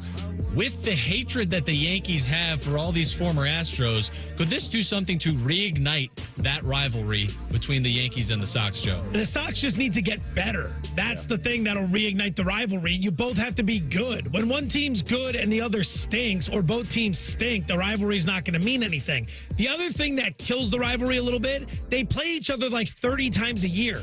Like, there needs to be a law of economics, right? We need a little supply and demand on all this. They need to space these out a little bit. But yes, Boston is definitely a team on the rise. They were on the rise prior to the acquisition of Bregman. This helps them out a little bit. And as we narrow the gap, maybe, just maybe, we can get some fire restored in that rivalry. You know, I don't really think about the Yankees-Red Sox rivalry too much because it has been dormant for so long. But I just think of another piece that's leaving the Houston Astros, right? The hated Astros. For everyone that's outside of Houston, the hated Astros. I never, had that big of a deal with the Astros because, again, it didn't affect me at all what was going on when they won their championship and they were cheating. And I say that in air quotes. It seems like that storyline has never gone away. But here's another piece that's leaving the hated Astros. So there's that. The Cavaliers beat the Raptors last night, 131-108. 4 points for Tristan Thompson. Big night for him. And I point that out because at the end of the game, he dunked the ball with 4 seconds left when the game was already over. Not a lot of fun coming from the other side. Raptors coach said it was disrespectful. I'm not going to stand for that. Even Kenny Atkinson couldn't really explain it. Q, do you have an issue with the unwritten rule not to score late in games that are already over, or do you think it was fine what Tristan Thompson did here? I think it was fine because it was Tristan Thompson. Like, how long has he been in the league, right? He's been there for shockingly long. That's just what I'm saying. Shocking how long he's been around. That's what I'm saying. Like, it's Tristan Thompson. I'm not worried about anything that he's doing at this stage of the game. You want to get a dunk on, you want to score your 4 points, cool, so be it. You did something, you broke a little bit of a sweat. Yeah, the game was over, it's out of hand. I don't care. The unwritten rules is just similar to the unwritten rules in baseball. Those are kind of all sliding out. But yeah, Tristan Thompson, the fact that he's still playing, give him credit for that. I always love the teams that get fired up more about some instance like this at the end of the game than they did for the actual game itself. Like, Toronto had opportunities to go out and not give up 131 points, but they chose to give it up, and then at the end, that's where they were mad. It can't work both ways. You can't be a sport that's known for not trying hard and branding yourself as guys who want nights off, and then when a guy tries hard, everyone gets pissed. Like, what are we doing here? Like, you guys are the sport that has stood up and said, look, we're not really interested in the regular season. We're not interested in going hard every night. We're going to take nights off. It's a long season. We need to preserve our bodies. There's a lot at stake here. Okay, fine. That's the messaging that you have sent to us for the better part of a decade. So then when a guy at the end of the game wants to flush home a dunk, you can't get all mad about that guy trying. Like, we can't do it both ways. So just enjoy the load management, enjoy the 50% efforts on a regular basis. And if a guy's dunking on the other end, what do you care?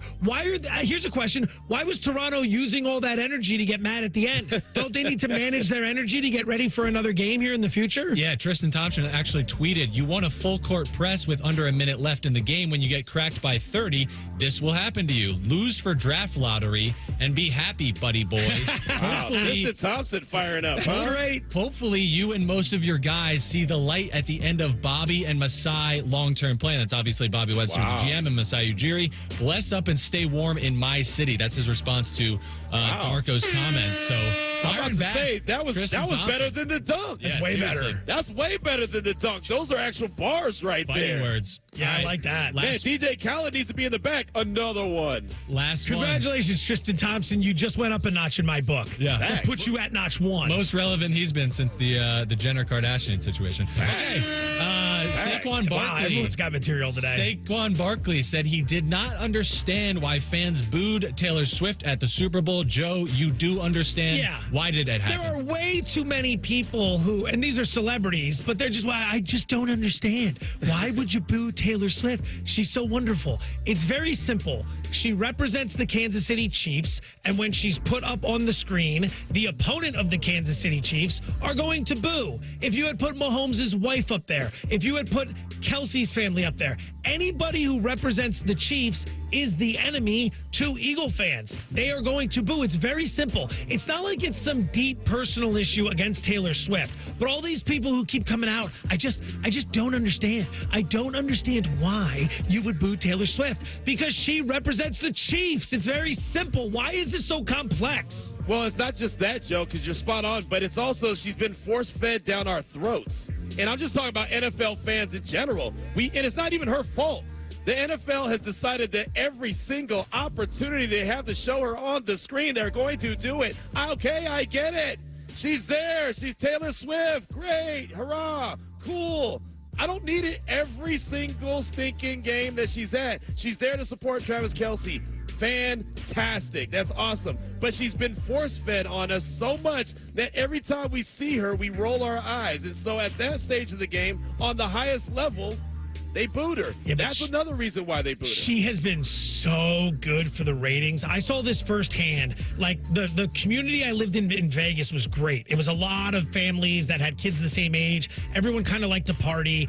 And there was the first season she was dating him, there was a Sunday night game. And a cop lived across the street. And he brought out this projector so he could project the game onto the side of his house. And all the families in the neighborhood came down and had like a street party. And all the moms were more locked in on the game than anyone else because they wanted to see Taylor Swift. Like, these are people who generally aren't locked in on a random NFL game. They couldn't get enough of this. She has been huge for the ratings. But that was early on. Like, okay, enough was enough. It's annoying to us as football fans, yes, but there are people who just love her so much. They're tuning in just so they can get a glimpse of her. All right, last thing with under a minute left, we've got a colonoscopy update from Bubba. I survived. Ate some lunch, returning back to Bristol where he lives. Now, have a pretty good moment from before I went under for tomorrow. That's a tease for you guys. You're going to hear more about Bubba's colonoscopy operation tomorrow on the show. Very exciting. Gross. Went well, had some lunch. Right. Well, he finally ate. He hadn't eaten in over 24 hours. All right. I want to know what happened before that he thinks was a great You're moment. going to find out tomorrow, Q. Exactly. That's why we got some advice. What did he have for lunch? I guess we'll find out tomorrow. I hope it was something good. I hope he didn't just pull over and get I'm not going to say anything negative, but Mel said it should have been mashed potatoes. Mel was quite aggressive with his meal. It's ESPN Radio. Cashback is not available on gas in New Jersey and Wisconsin. Hey, good morning. You're heading the airport, right? Yep, thanks for checking. I like the car. How long have you been a rideshare driver? About 3 years now, but I really enjoy it. Isn't it hard to make money these days with the price of gas being so high? Not for me. I use Upside, the free app that gives you cash back for every gallon of gas you buy. Wait a minute. Are you saying you actually get real money back when you get gas with the Upside app? Yep, I get real cash back every time I get gas. Does that actually add up to anything? I'll make around $200 to $300. Wow, that's serious extra cash. I'm downloading the Upside app now. Download the free Upside app now to earn real cash back every time you buy gas. Use promo code LEARN for an extra 25 cents a gallon bonus on your first tank. You can cash out anytime, right to your bank account, PayPal, or a gift card for Amazon and other brands. Just download the free Upside app and use promo code LEARN for a 25 cents a gallon bonus on your first tank. That's code LEARN. College basketball Saturday on ESPN Radio. It's an SEC showdown in College Station. At the right angle, whips it left, step back, left wing three, high archer, good! The Arkansas Razorbacks go head-to-head with 8th-ranked Texas A&M. Two to play, streaks down the lane, floats it up, and the layup is good at the buzzer! Arkansas at number 8, Texas A&M. Coverage begins Saturday morning at 11:30 Eastern on ESPN Radio and on ESPN. Presented by Robinhood. The 74th NBA All-Star Game on ESPN Radio. Behind the back dribble into the lane, puts it down with a right-hand flush. It's an all-new format. 3 all-star teams of 8 players each, along with the winner of the Rising Stars game, battling it out for all-star game supremacy. The 74th NBA All-Star Game. Coverage begins Sunday at 7 Eastern with tip-off of Game 1 at 8:20 Eastern on ESPN Radio and on the ESPN app. Presented by Indeed. Good luck dealing with this team when they get repetition and right. These guys, when they compete at a high level, it's going to be fun.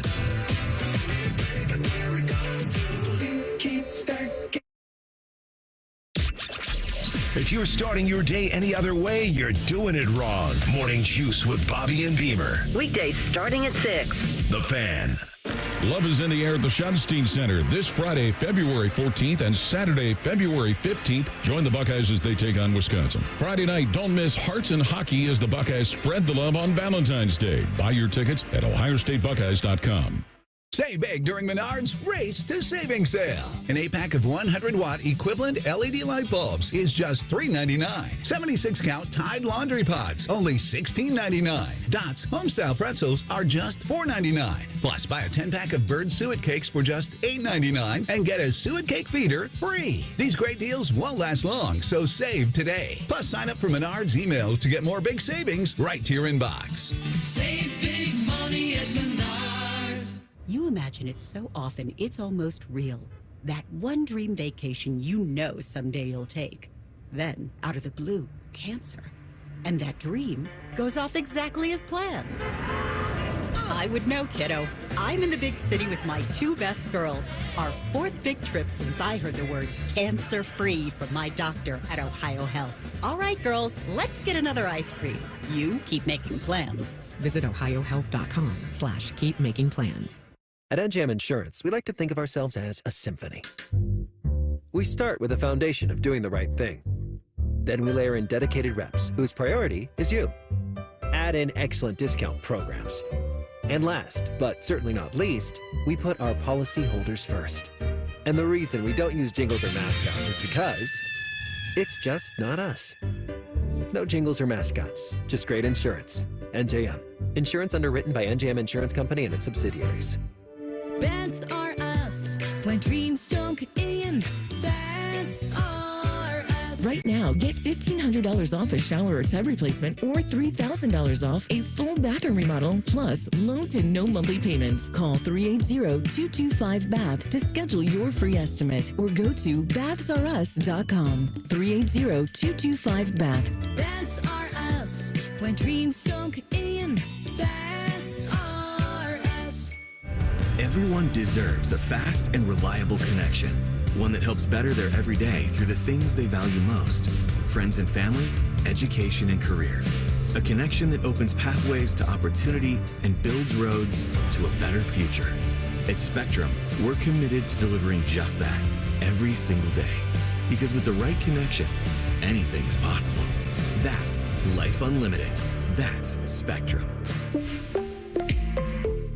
Get President's Day deals all month long at Coughlin Chevrolet, Central Ohio's #1 Chevy dealer. Lease a new 2025 Chevy Trax, only $149 a month. Or a new 2025 Trailblazer, just $169 a month. At all 5 Coughlin Chevy locations and CoughlinChevrolet.com. Together, let's drive. 36 and 42-month leases, 10,000 miles per year, 25 cents per mile over, $39.99 due at signing, plus tax, title, and license. See dealer for details. Ends 3/3/25. Let Diamond Seller's Blue Box be a part of your forever. Join us February 21st and 22nd for Wedding Weekend and save big on wedding and anniversary bands. Plus, enjoy special no-interest financing on engagement rings. Visit Diamond Seller on Sawmill Road or at Easton Town Center. Breaking news coming in from Bet365, where every nail-biting overtime win 365. Gambling problem? Call 1-800-GAMBLER. 21 plus only. Must be physically located in Ohio. At Meijer, we work hard to bring more of the good life to your life, so you can bring home more perfectly plump and flavorful produce picked for precise freshness, beautifully marbled beyond brag-worthy certified Angus beef, and more must-have money-saving M-Perks rewards. Because saving more on local favorites is good, but bringing home more of what you love in every trip, that's the good life. We do more to make life a good deal better at Meijer. I'm Leslie from Pella Columbus. And I'm Wilson from that other window place. When you bring Pella Columbus to your home, you get local, personal attention from an award-winning window and door crew. Yep. Our crew is full of award winners, too. Well, that's great, Wilson. Yeah. Jerry alone has won the hot dog eating competition 2 years straight at the company picnic. Well, that's not really the type of award I was talking about. Still counts as an award. Get the window that Columbus homeowners rate the leading and most